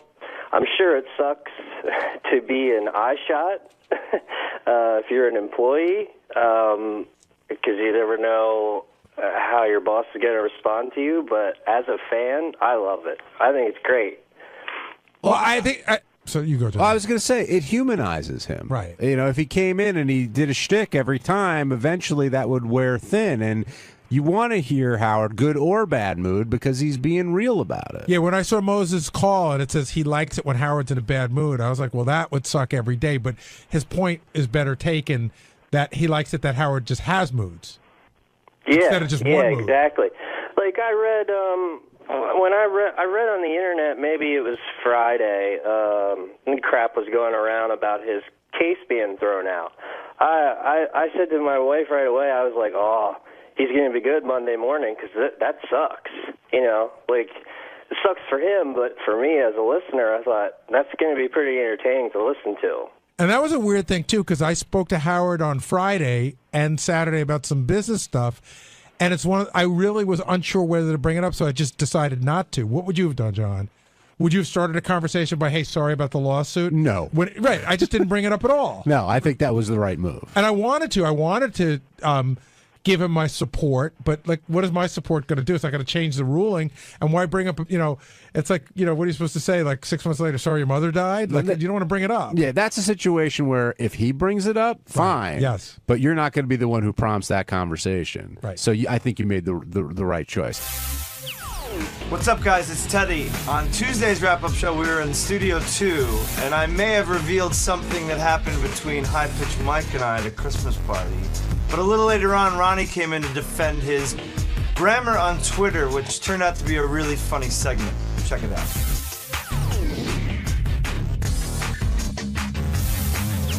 High-Pitched Mike confessing that he's kissed not one, but two guys here from work. One well-known, one not well-known, I think the description was. And they're both on the radio side, which eliminated 𝗪𝗏𝗏𝗏. And there was some speculation as to who it might be, but I don't know. I mean, was this reported on, Teddy? Are you aware of this? I think so. I could have sworn this has been on the air before. But regardless of that, do we want to educate the crowd here? You want to let them know who one of those people actually might be? Of course, it was me. Yeah. Well, what are you doing kissing High-Pitched Mike? I'm the less known one, though. Oh, you are? What are you? The more known one is Will Murray. What are you doing making out with High-Pitched Mike? I didn't make out with him. I pecked him on the lips, very, very closed-mouthed, drunk at like 3 Christmas parties ago. Mm-hmm. And it was a laugh, like as Richard would call it, a goof. You were having a laugh? I was having a goof. I was getting goofy. I grabbed him I slapped him hard on the cheeks and pulled him in and said, "Come here, I love you." Mwah. And that's it. And that turned into the gayest moment on the Howard Stern show. So I don't know if it's that, but so Mike didn't come on to you in any way. This was all you were doing. No, I mean, I knew it would literally, make his face turn red. And, it was just a moment we had. It was funny. It was a goof. The following year, the person who's lesser known tried to one-up me and kissed him longer, harder, grosser. Oh, I didn't know this was an annual holiday party ritual. It looked like it was turning into that. It looked like it was going down that road. But then nothing happened the last 2 years. You're saying Will is less known than you are, Teddy? Is that what you're claiming? Fuck you. No, it was a ploy to get him down here. Oh, well, no. The like I said, the other guy nobody really knows, but he tried to one up me the next year and really gave it to him and kissed him hard and I think multiple times and all this stuff. Like I said, what I did, I grabbed him, mwah, like that on the lips. So nothing gay about it. Just no, it's not gay. You're taking the whatever. You're taking the Richard Christie defense. I'm taking the Will Ferrell made out with Sacha Baron Cohen with like tongue at the MTV Movie Awards, but that's not gay. He jerked him off a little bit too. Don't like that. Well, what do you I think? never made out with Mike, high pitch Mike. I never kissed him. Why do you say never it like kissed that? him? Like, I know, Why do you it say gets it so like defensive. What do you mean? You're like angry about it. I mean, Yeah, he accused me of kissing a guy. I didn't kiss a guy. What, are you okay with that? It wasn't like it wasn't a sexual kiss. Bullshit. Oh, what? I saw his little Ew. tent in his pants. Well, that's his deal. Believe me, there was no tent in my pants. Do you think there's some hidden gay issues with Teddy here? Do you think that deep down this is where he wants to be and what he Insert wants to joke now. No, he's got way better taste than that, at least. do? Ooh, high pitch Mike taking the blow, but he'd love to. So was this a huge deal or No, did it, I think Artie, was disgusted out of his mind. I think it came up with him on the air, but he's either disgusted or high. Look, the point is, no, I don't know. Mike loves to just bring it up over and over and over again. Why is that? Well, he likes. He beats off to it. Yeah, it's probably in his spank bank. Did he come back to you afterwards or down the road and say, "Hey, Teddy"? No, maybe but he would joke. He would always joke like, "Oh, But was he joking? This Christmas Teddy? party, do we get to make out again?" And Was he joking though? Look, who cares? He had a weird move at the Christmas party. He would wait till everybody got drunk, and then he would try and kiss them. Really? Yeah. Yes, that was his move. Early on. Now I don't stay at the Christmas parties long enough to find out. But early on, he would get hammered or wait till people were really drunk and then try and kiss them. Has that always been your MO, Teddy? What? Not me. No, he was a Mike. victim. He's talking about Mike. I know. No, look. Let's not. Mike's not a sexual predator by any means either. I mean, he's just. Like I said, always thought it was a weird move that you'd No. wait till the guys get drunk and then you'd try and kiss them. I thought that was kind of. Well, the other thing that Robin Strange. threw out there during this conversation was, 10% of the population is gay. So clearly there are people here who may be gay and have not come out yet or haven't gotten in touch with that side of them. But you're not one of them, Teddy. No. I'm just confirming that for the audience. No, I'm good. Well, what do we have? We have. I like the. I'm a fan of the gash, John. Nice to put it that way. Classic guy. Mhm. Two gay guys I can count. Who are out. Who are out. Right. Openly. Remember, Mike wasn't out when we first And came we have, here. a crew of, like 70 people? So 7 people are gay. Right. So Jason has to come out yet. That's one. Jason. Who else? You. Me? Yeah. I'm married with a kid. Me. Axel. Everybody. The other kissing victim I wouldn't be surprised. Really? Yeah. Ooh, we might have to talk to him. We're also going to get a visit from Ronnie Mund, who took a little flack over his mustache, but that all started from his tweet about Boston, which was very heartfelt, but said that, I think it was must of instead of must have. But maybe he was just saving space on Twitter. No, he's an idiot. Why do you say that? Because I saw the tweet and it irritated me. Why? Like he's somehow speaking for the show, and then I just see how awful his grammar is. Because when you talk, you say, "Oh, must have been something," but if you actually know grammar, you know it's must have.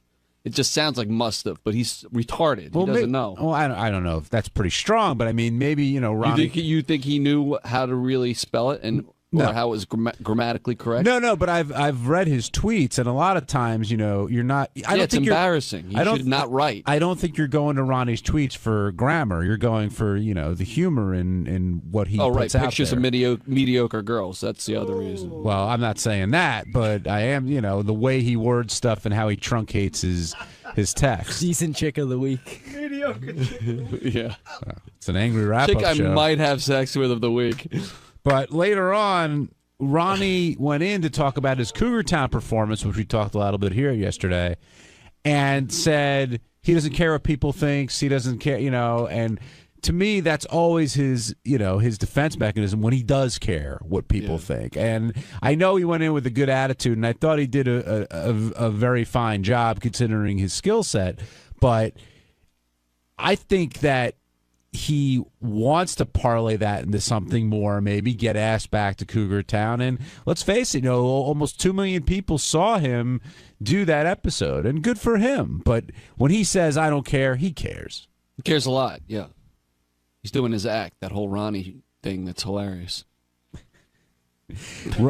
Ronnie also accused Fred of, and he said, Howard's only reading the bad ones. He's not reading the good ones regarding the feed. Do you think that that's possible, that Fred perhaps tucked away the good Ronnie emails about his Cougar Town performance, or do you think Ronnie? Did you watch it? Did you see it? Yeah, I saw it. And what do you think? Were we hiding all the glowing reviews? I think Ronnie might have been a little delusional there. I don't think Fred was hiding emails at all. Now, Howard can also dwell on negative stuff instead of positive stuff to get a rise out of Ronnie. That's part of his goal sometimes. That's true. So I want to know from Ronnie when he gets here if he thought he did a good job, number one. And number two, if all the mustache comments get to him. The Yosemite Sam, the Lorax picture was up there for a while today. I wonder if he's keeping the mustache because out of just pure defiance, or he really. I was surprised he thinks it didn't know looks what good. a Lorax was. I mean, he is a grandfather, He's got lots of grandkids, so. He speaks from the trees. Don't they watch these shows? I guess, but I wonder if that's like sort of become Ronnie's trademark now, and he won't shave it because he's known for that. You know what I mean? Mustaches and angry, ranting, yelling. James, you're on the wrap-up show. Nah, man, I just want to know why Will's so fucking angry today, bro. He seems like, first of all, the whole gay issue, I think Will is the biggest closet queen. I don't give a fuck if he's married or he's got a kid or not. But the thing also with Ronnie's text, like, who fucking critiques someone's grammar when they're texting? Yeah. I do. Why all the anger for Ronnie? I don't have the anger. I just think it's embarrassing when you write shit on Twitter and you literally don't know how to, speak the English language. Yeah, but like you brought up must have instead of must have. But Yeah. must have is, that's it's an abbreviation. No. It's apostrophe VE. Yeah. It was must of. Must of. That's what was written. Must of. Oh, Yeah, Oh, that. Well, I didn't know that it was OF. But even that, it's just like kind of. That's It's just stupid. It's stupid. It's just an abbreviation. But You can just always say everything's lazy, who cares? But at some point, have a little fucking pride in the English language. It's not an abbreviation. It's a misinterpretation. It's a huge difference. Ronnie doesn't know. If Ronnie walked in here and said, "Oh, I'm abbreviating must have," but he doesn't know he is. He thinks that's the word. So does Richard Christie's grammar drive you crazy? Why? Is this really bad or something? It's I'm poor. serious. I don't know. I've never really noticed him. Okay. Yeah, it seems like Ronnie gets under your skin for some reason. No, it's not. Well, yeah, I mean, I don't know. He had all these kind of hero tweets today that was like, it was just bothering me for some reason. All right. We feel for you, Boston. All right. What? Let's take a break. What do you mean all his hero tweets? I put one tweet out. No, it's like 4 of them. Bullshit, man. Worry about your own fucking We can Twitter count them if account. you want. I think it was 4. Don't worry about mine. It wasn't for me. You wouldn't have Go your find the Twitter dictionary, followers. you dope. Remember For who got you? your- Hold on. Yeah. How do you Remember have who Twitter got- followers? Remember who got all your followers? in the beginning? Dude, you are no hero around here. Everyone has their Twitter Oh, you're followers such because a of Howard. bullshit artist, Will. You are You know not that? giving anybody their Twitter Yeah, followers. Oh, do me a favor, man. Could you tweet out my shit when you get it? Blah, blah, blah. Just When have opened a I new ever account. said that? When you opened your account, you No, I fucking didn't. liar. No, I You're didn't. so full of shit. So you're saying you tweeted multiple times about Boston or once? I never said that. So when did tell I me. say that? Tell me. I put one tweet out about it. Now, I guess Will and Howard picked up on it because you said must have instead of must have. whatever, dude. Do you, Come on, do you give me a consider break. when you're tweeting? Do you consider your grammar, or do you just throw up whatever is I on throw your up mind? whatever I feel like throwing up. Okay. And if I got to throw up, I'll throw up. Now, Will was saying that it's you representing the show, so for you using poor grammar, Oh, it's stop it, will you please? You don't think there's a point there? Well, say what's on your mind, because you're just. I'm saying it. But It's ridiculous. But why? What? Because I made a grammar mistake, so I shouldn't tweet anymore because it's part of the show? We're going to go down that road now, too? I can't talk about that? Nobody's saying you shouldn't tweet. It's just saying that you're making grammatical errors. And I don't even think anybody's saying that you should be more educated. I think just pointing it out because we all goof on each other. I don't think anybody expects you to go. I don't really care, Gary. It doesn't bother me. They can make fun of me. I don't give a shit. Well, the thing that seemed to at least I do my own tweets, unlike other people. Well, what are you saying? Some people have like there's people that do tweets for people, celebrities, not nobody here. Yeah. No, but I'm just saying. Have you been approached by that? Like, if people offered to do your tweets? No. Have you been approached by anybody to for any sort of an endorsement deal? Like, if you tweet this, I'll pay you. Kind of, yeah. And you turned it down? Yeah, I didn't want to do it. Why? I can't talk about it. Okay. The thing that you said, this doesn't bother you, but the thing that did seem to get under your skin today was you said Howard was reading only the negative emails about your Cougar Town appearance. And you said, do you think Fred is editing out the positive ones that come in? Editing them out. They just didn't read them because there was like 20-1 on Twitter about them. What do you mean? You mean most people supported you? Yeah, exactly. So you can't tell me in the emails there wasn't one positive email. Well, that's what Fred and Howard were saying. Fine, that's what they say, okay? That's not what I'm saying. How important is Twitter to you? Oh, here we go. You know, we've gone through this already. I know, but things have changed. Right now, it's changed. very important to me, okay? You take pride in your tweeting? It's very important to me. Clearly not. No, it's very important to me. Because I need social media now a lot. Is that sarcasm? It's very hard to tell with you. No, I'm being honest. So you'll close down your Twitter today? No, I need social media. I'm using it. Oh. Okay. Do you think you did a good job on Cougar Town? It's okay. What do you It was mean? all right to play being a drag queen, yeah. When thought it was awesome. When you saw it back, were you proud of what you did, or were you like critiquing yourself? Because some people can't watch themselves on TV. I didn't want to watch it, to be honest with you, but I did. I watched it like 3 days later. Why didn't you want to watch it? First of all, I was too busy, number one. And number two, I'm not crazy about watching myself on TV. Even dressed in drag like you were? Because, I mean, for some of the episode you were. The other part you weren't. You were you. Yeah, well, I was me. Kind of. Holding that dog. Right. I had the dog all day. And you also took flack for your mustache. I don't. What'd you call it again? That whole thing? What do you call it? My centerpiece? Centerpiece. I like that. Your centerpiece. My centerpiece. I apologize. Not a centipede. But you've heard it before, the Yosemite Sam, the Lorax, Yeah, all I've heard those. it all. I've seen it in pictures. I've seen it all, dude. Have you Colonel Mustard, Colonel Liz, Colonel Sanders. But have you reached the point where you're going to keep it because so many people are I ragging like on it. I'm leaving it. I got a lot of compliments over the weekend about it. From girls. Have I ever known you? Just like his acting. Right. Have I ever known you Exactly without a well. mustache? Have you? Yeah. I'm trying to think of what you look like without a mustache. Yeah, I'm trying to remember when it was. Was it a but- short time? Yeah, when's the last time? Yeah, it was a real short time. I hated it. I don't remember it. Yeah. it You've was a been short clean since I've known you in the last 12 years at one point. I don't think you had a mustache. time. What's that? I think at one point when, since I've been here, you didn't have a mustache. Yeah, I did. No, I don't think the whole time. No, not the whole time. For a very short period, I cut it off. I think everything. Why? Just because to I was looking. I forgot what these I saw some pictures the other day. You wanted to look younger, like 60. I saw some pictures the other day, and it was from K-Rock. Is the centerpiece thing or just the whole facial hair thing? Is it thought out, or is it something like as you start growing it, you're like, this? No, let me try this. Let me try that. Or it did was you go thought for out this? because I'll show you my driver's license picture. It's got the same picture from 12 years ago. Except I had a mullet then. Well, that completes the set. You have the center. You have the But centerpiece I didn't have the and the mullet. centerpiece then. I only had the mustache, without the centerpiece. But you do. I mean, you take care of yourself. You next to Sal, I think you spend the most time getting yourself ready in the morning, right? He's a groomer. No, I don't. I mean that is a compliment. You're well put I together. don't do it. I don't do it in the morning, man. I do it the night before or whatever, and Right, you do it. Yeah. Some people don't do it at all. There's some people here that. Well, how many times a month do you work on that beard?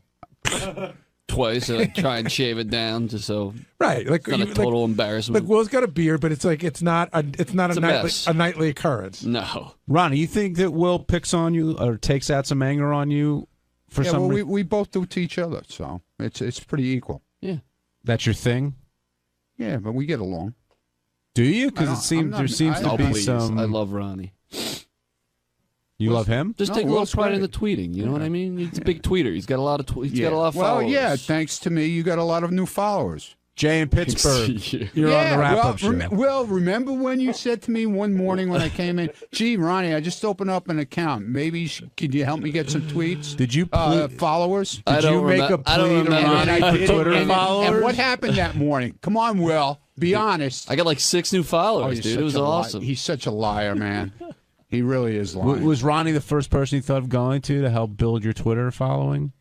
Come on, tell the truth for once. I don't remember the history of my Twitter. Yeah, he's so full of shit. I don't. He's such a liar. I remember that you tweeted, you said, "Hey, follow me," and I said, "Oh, thank you. That was very nice, you, Ronnie." Who cares more about Twitter, Ronnie or JD? I don't know. They're equally sad. But they're equally different. How so? JD cares about Twitter for getting laid, and Ronnie cares about Twitter for ego. I think there's some ego with JD, too. He prides himself on what he does on Twitter. You agree? Yeah, I do. You think you care more or JD cares more? I use Twitter a lot now, man. I need it. I have my a heroin addict. I actually have a social media person now, so. You know. What is that? Whoa, what? What does a social media person Handles do? all my social media, puts stuff out for me when I can't do it. How do they do that if you're tweeting yourself? You said nobody tweets for you. Well, when I'm doing certain things, I can't do it. And how much are you paying Stephanie for that? She's allowed to live in my house. Right, room and board. But she's your social media person. Yeah, Stephanie is. Stephanie does certain things now with us certain people. That she does live things for us on Facebook and Twitter. Is it hard mixing work with fun with Stephanie? Like sometimes. No, she's great, man. She does a great job. She's been really doing an awesome job. Because I'm not kidding. A lot of she's into computers. Yeah, and she's into all that kind of stuff. And she could build a computer from scratch. Wow. Really? Yeah. Her specialties are retweets and fingers in the ass. Well, hey, it works. On Wednesday's wrap-up show, we started with a conversation about Beth dropping by and saying hi to Howard, and she revealed who she would bang on the staff and who the least likely person was. And that led to a conversation with JD, and we talked about JD, what he's up to, and if there are any kids or family in his future. Good stuff. Check it out.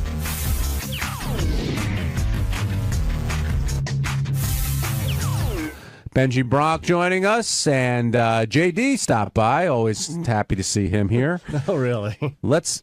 Yeah. Teddy, did we not give JD a compliment before he came in the room? Yeah, I was waiting. You were here actually too late. In fact, I was waiting for you to come running down. I'm sorry. I was. You don't need to apologize. We're happy to have you now. now, John Hines being nice. Off there, he's a much different John Hines. What does that mean? Nothing. Go ahead. Beth came by this morning, and she plugged her new show, but she also said Howard is talking. She's worried about the L.A. trip because Howard's almost talking himself into being sick. Have you seen this before, Gary? Many times. And what do you do? What do you say? No, you stand back. You can't make them feel any better. You can't tell them what to do. You can't really suggest stuff. I'm surprised he did the 𝗏cam thing because I've suggested things in the past. He's like, it doesn't work because he doesn't like to try outside stuff. But Robin sort of hit it on the head. When he's feeling pressured or overworked, he gets himself sick. I can point to almost every time we've ever done a remote broadcast, he's sick right before it, and the first 10 minutes of it is awful. And then I'm always amazed by how sick he is to start a broadcast and how unsick he gets as the broadcast goes on. Well, he's spoken before about. Everyone's like saying it's in his head. It's in his, whatever the cause is. he seems so sick. Yes. today. Yeah, he definitely did. What I was going to say, though, is that he's lost his voice before he's told that story about before doing NBC, before, so it's happened before. And yeah, your mind can play games with you. I think it's more than just mind games, though. I agree. There's something going around here, too. But Howard doesn't think, that's the whole thing. Maybe he's changed his school of thought. He doesn't think that, he thinks that getting sick is in your mind. That if you're healthy, that you can fight off germs. He used to be like, well, and by the way, whenever he got sick, someone got him sick. Right. Because, that's everyone. No, but he had a specific. He could usually point to like, it could have been like you were sniffling. I know. Two weeks ago. I never would admit to a cold around here. Right. You never, especially before Howard gets a cold. Oh, because you're public enemy number one. Yeah. Right. Yeah. For weeks. But I do find it interesting that there's always somebody to blame for his illness when that happens, and that you just try to, that's why if I'm sick, on the rare instance that I'm sick, I don't even go in the studio. I'll send somebody else in. Were you flattered that you won the Who Would My Wife Bang game with Beth? And that's a perfect word. I was flattered. I have no illusions that Beth wants to bang me. I said I was more flattered when she said somebody I really like and somebody I really respect. That was much more pull her flattered. aside and talk to her privately at all afterwards? I did not pull her aside. Was Howard feeling weird after the segment was over and you were talking to Beth a little bit? He's just goofy. He knows. She made it really clear right up front. What she really said was, listen, I don't want to really sleep with anybody in your staff, but you put a gun to my head, and here's who I pick. But I still appreciate it. Any surprise at who she picked as the least likely to? I was a little surprised. I forgot that Sal was a dick to her. Really? Yeah, I sort of forgot. So who did you think she would have picked? I was thinking she might go with Benji. Just because he seems to be the go-to guy, not because I have anything against Benji. Oh. Were you thinking that you'd be that guy, Benji? I thought it was possible. It's you know what? I thought it was. Did you think it was possible that you could be the other guy? Yeah. That's what's great about guys. Exactly. I know exactly what you mean. I thought I could be either guy. How about you, JD? Were you in contention for either spot? Did you think when Beth, I know you talked to Beth a little bit. And I mean, a little bit. I thought I might be the one, she wouldn't want, just because we haven't had many conversations or anything. Actually, I could have seen, thinking about it now, I could have really seen Beth picking JD as the one to sleep with. Why? Because she I think she knows what I got going on. Yeah, she knows what he has going on. Well, at the end of the show and today, I think we heard she would what you love. have I think it's just as a choice. It's really hard to say how she's judging, how a woman's judging, but I think she would like to make him feel good. Yeah. By the way, sometimes I forget why I make these decisions. I know that why I thought she might pick you, because we all went out to dinner one night. And Benji was she said she'd pick him? No. And Benji was we all ended up in bed. No, why she would pick Benji is the worst one. Because we all went out to dinner one night, and Benji was telling some really crazy, explicit sex stories, and that's where I'll leave it. But I think that every woman at the table was really grossed out. I was too. What did you think of that either-or game that they said they play all the time at night? You never play that game? I have, but yeah. Not every night. I mean, probably going through a phase, but that's a fun game. I'm afraid I was one of the people brought up in the vile category. Yeah, I was trying to figure out who was the person. Yeah, I thought that could be me too. I think I know who it is, by the way. Oh, you do know who it is? I think I do. Do we all know him? She sort of insinuated it. No, would the audience know him? Let's not say. Well, we won't say who it is. I don't know if the audience would know him, and it's just a guess in my head. I think your guess is correct. I'm reading your mind, Gary. I think your guess is correct. But you thought that you were the vile guy that they were talking about? I thought it could be one of them, but that's just me and myself. Does his name have syllables in it? Yes. Matt, you're on the wrap-up show. No, it's Tom Jones. Hey, now. Oh, the singer. I don't mean to pile on JD. I just called in Howard, but JD, I think you're doing better with girls than you lead on. Because, I mean, I was seeing the girls that were talking to you and would have done anything with you. I think you're fucking constantly, and you're just not telling anyone. Well, I mean, listen, there is more. There might be more interest that I let on. Sort of. Because I do talk to the girls here and there. But I'm certainly not really doing a lot of fucking actual, so. Tell you. I got a question for you. I mean, you're not. I don't think you're in the weird zone yet at all. But do you ever start to think that you might never find a stable relationship, might not ever get married? No. So you still think there's someone out there for you? Do you want to get married? I think there is too, but I don't know if you want to. That's the thing. It's just not something on my mind at this moment. I'm barely. I have here and there moments where it's like, man, I wish I had a girlfriend. Have you considered the priesthood? Huh? What? But why do you wish you had a girlfriend? Like, what do you think that would bring you? No, I'm just saying, it's not here. I like my freedom as it is now, but sometimes, I'm watching something and it'd be nice to be watching something with someone else. Being able to go out and do something. Stuff like that. How old are you again? You're 33. 33. Yeah. So when do you think how old do you think you get to be if, what I call the weird zone, the Ganges zone? But how old do you think you have to be if you haven't been in a relationship and have nothing on the horizon? When does it get strange? At what age? It'll get strange maybe once this contract runs out, because then I don't know what's going to happen after this show. I don't know where I'll be. You'd still be 35. Yeah, but I don't know if I'll have the, I don't know if the show ends and I move on doing something else. I don't know what that something else necessarily would be, and I don't know if I would have that public, whatever public knownness that I have. So do you think the show is enabling you in a sense that you can sort of have whatever freedom you want, that you don't have to settle down because of your minor celebrity? No, I don't know about enabling. It's just, it allows, it gets, more girls to know who I am. And, So do you think if you because without this, I don't know where I would be right now with girls. If you were a writer or a segment producer on, say, a Lifetime TV show, do you think you'd have more of a reason to try and settle down?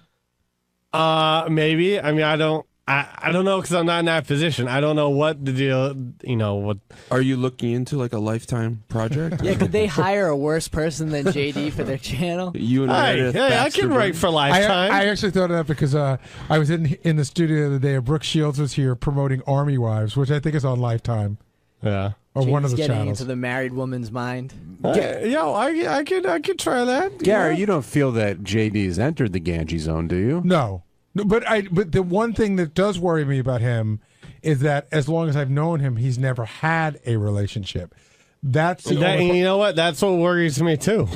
That's the only part of it that's weird. Being 33 and not married. That fifth grade, that Asian girl. But if you look at what JD does and his schedule and both, we've all had the schedule. But the thing is, it's one thing to not have. But he's coming in at different hours that we are. I guess you can make it work, but I think it's very difficult for him to do. But he's never even been close since I've known him. He's never even been close to anything that you would call. There have been a couple of times, you might not know about it, but there have been a couple. But they were very short, and whatever. Do you have any desire? Have you thought of it like I want kids or I don't want kids? It's not something I think about right now. At all? Like you don't? So great if you adopted a kid. No, at some time in your life, if you saw, I can barely take care of myself. I can't take care of a kid. At some time in your life, though, you don't see yourself having a kid. Do you want to have a kid? Maybe. Be a proud dad. You don't see it. I don't see it at the moment. No. Do you think you'd feel bad if you don't have one? I don't know. No. I don't know.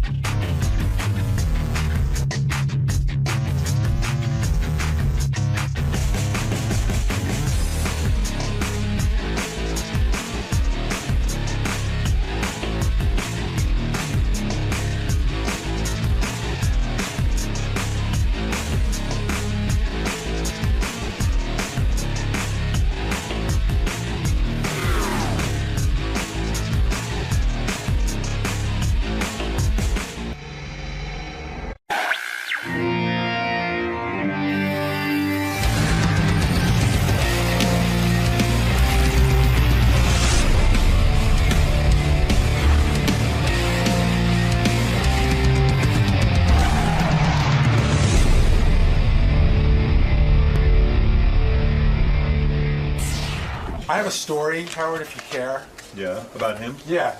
We were doing live from Grammys Week. This is years ago. He must have been 17 or 18 years old. We were at the Nico Hotel. Right. So I go out to a Grammys party. I am fucking hammered. It's 3:30 in the morning. Right. So I go to put my fucking key in the door, and the door next to me opens, and it's him and like 20 of his friends. And in my recollection, he was wearing a basketball jersey. I think it was like a Michael Jordan jersey and everything. And I remember, he was just Marky Mark at the time. Right. And I looked at him and I go, it's like 3:30. I go, dude, you just going out now? And he goes, yo, I got to go check out the girlies. And he made the fucking fingers and everything. I don't know if this is in the notes, but somewhere somebody's sick of fucking. Because his brother's in the news right now, because the New Kids on the Block. Yeah. I think he said that the first woman he had sex with, a lot of the brothers had sex with. Donnie Wahlberg, you're talking about? The one that's in the New Kids on the Block. I don't think that's in your notes because I think I just read it. I didn't remember. Yeah. Who did he have sex with? So like said all the brothers had sex with the same girl in the neighborhood or something. In the what? On the internet? In the neighborhood. All the brothers. I was reading about Donnie Wahlberg. I just couldn't remember if I read it here or somewhere else. He's saying all the Wahlberg brothers had sex with the same chick. Right. Like whoever he lost it to. Donnie, you gotta fuck her. She's hot. She's hot. Hot. Mark Wahlberg is in a new movie called Pain and Gain, opening up Friday, April. Hey, look at you. Big movie star. What happened to his hand? What happened to your hand? Miami. You what? I got bit by something horrible in Miami. Are you serious? Yeah, at the premiere party. You look miserable. Oh, I'm down and out. But Me I'm okay. too. I'll be back. What the hell? Seriously? It looked like it took your hand off. What the heck happened? This is just ice.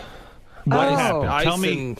Tell me what happened. And you're looking super pumped up, dude. I'm getting you pumped guns, up yeah. So I sat down at the party for the premiere and I put my hand on the table and something stung the crap out of me. And outdoor party in Miami. Outdoor party in Miami, and there was a stinger about that long in my hand. And the next day, my pinky ballooned up, and then I saw a doctor, and he prescribed some antibiotics. And then the next day, it really ballooned, my whole hand, and the swelling kept going. So he said he drew a line around the swelling. He said if it goes any further, you got to go to the emergency room and all this nonsense. So have you been to an emergency room? No, it actually went down. I've been icing it like crazy and taking these horrible antibiotics. You got to take an antihistamine and make that thing go down. You know what? Everybody had a remedy. They had these creams. I was talking to people from the Hollywood Foreign Press, and they had this cream from Germany that's supposed to make the swelling go down, and I took some Benadryl. And but Benadryl should have done it. Isn't life annoying? It is. It fucking well, is. What would you prefer? I was supposed to play golf yesterday, and it was affecting my golf game. And you know what else? You've got it good, and it's still annoying. Imagine, if you didn't have it so good. If you were still stuck back in your old town with your old friends and, and had the life that you were supposed to have. Yeah. Well, you know what? I'm not going to complain. Yeah. I'm blessed. You're a good man.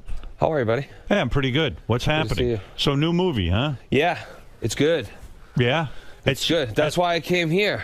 Let me understand what's going on. The movie is you and The Rock. Uh-huh. Can you believe this guy? I've seen the previews for this. I'm interested in this. I never thought The Rock's career would amount to much, but the dude is like on fire, right? He's having a great run, and more importantly, he's fantastic in this movie. And the movie is like you've never seen him. It's based on a true story, right? It's based on a true story of these outrageous bodybuilders down in Miami that were trying to pursue the American dream and went about it the wrong way, and they went about taking advantage of this guy, and it just went south. And instead of them just kind of walking away, they just always thought they could fix it. They really felt like they were invincible. Steroids is a bad thing. So it's two bodybuilders. They're sort of loserish. Three of them. Anthony Mackie as well. Okay, and in order to play this role, it's you got to beef up, right? Yeah. Because you're a bodybuilder. Yeah. And these bodybuilders all take juice. They all take steroids. Yes. And they get crazy, and then they go on a robbery spree and all kinds and take advantage of people. Yeah. So how big? How much muscle did you put on for this? Because I look put like on you're over 40 pounds. But what happened was I'm usually like 185, 90. This is where I'm normally at right now. Right. But I had to get down to 165. Well, I just got as light as I could. I got to 165 for Broken City. Right. And then I got up to all the way up to 212 for this movie. Now, how do you gain 40 pounds of muscle without doing, getting jacked up on juice anyway? By eating a lot. I was eating 10 to 12 meals a day, and I was taking a lot of mass gainer. I was actually developing my line of protein powders and supplements that we talked about last time I was here. But how do you not get fat? Like, how do you not get a roll around your stomach? Well, if I you're doing that? got thick all around. I wasn't ripped. Right. But bodybuilders, what they do is they'll work out, and then they'll try to get as big as possible, and then if they're going to do a show, then they'll start, losing Chiseling. water weight and cutting up. Exactly. Are you the producer of this movie? I am not. You are not. You're hired help, right? Yep. Actor for hire. Actor for hire. Who's the director? Michael Bay. And Michael Bay directs you. Can he at this point tell you what to do, or are you like, hey, douchebag, I've made enough movies now, you can't tell me anything? You know what? Michael's a fantastic guy and a fantastic director, and he had a real great take on the part, but he also let me bring a lot to the part. Now, we're playing real guys, but they're not that well known that, people know exactly what they look like, how they talk, all that. So I was able to bring my own thing to the character. And you chose an unusual voice for your character, and you got shit from who? From Michael Bay or from the other fellow actors? They were saying that your voice was too weird for the part? No, I was trying all kinds of different accents. When we first take this guy, I had been training him for a while, so I wanted to disguise my voice. Right. And so I was trying all these different voices. At one time I was talking like this, and the other time, and then I said, okay, let me do a Spanish accent. It's Miami, Right. So I started to talk like this, and I was talking, and they didn't know I was doing an accent. I see. Until we started shooting the scene. What is the voice you settled on for this character? The one that talk like this. So through the movie, you're done. I was talking like this. Not the whole movie. Only when I take this guy. Right. And then he realized, when he discovers that it's me, not because of my voice, but because of something else that he found very annoying about me when I was training him in the gym. Right. So then all bets are off. When he knows who we are, then it gets ugly, and I decide, you know what, we're still going to go through with this. We're still going to get away with it. And I just start making one poor decision after another. I'm the kind of ringleader of this crew. I see. And they do whatever I tell them to do. And when the last time you were here, I think you were promoting Ted. Ted, man, Yes. I was just going to say, I told we you, I haven't come when seen the you good since ones are then. coming out. Yeah. And Ted was great. I come in Congratulations. to promote the hits. Yeah, Ted was a great movie. I loved it. I didn't know if you were full of shit or not. Everyone comes in and You tells me gotta, they're movie, right, of course. Exactly. Now, when you were on the Academy Awards, you walk out with Ted, and this looked to me like a fun moment. Seth MacFarlane was the host. He was the director of Ted, and you walk out. Someone told me that it took 6 months to record 1 minute of Ted walking out on the Academy Awards with you. No, Is that correct? No. We filmed it like a month before. Right. But they had already had the technology down after making the movie. Oh. But no, we just filmed it a month before because I was working and Seth obviously was doing a bunch of stuff. But it took a couple of hours. We'd film it. Seth would do the lines, the Ted lines, and I would do my lines. Would you say that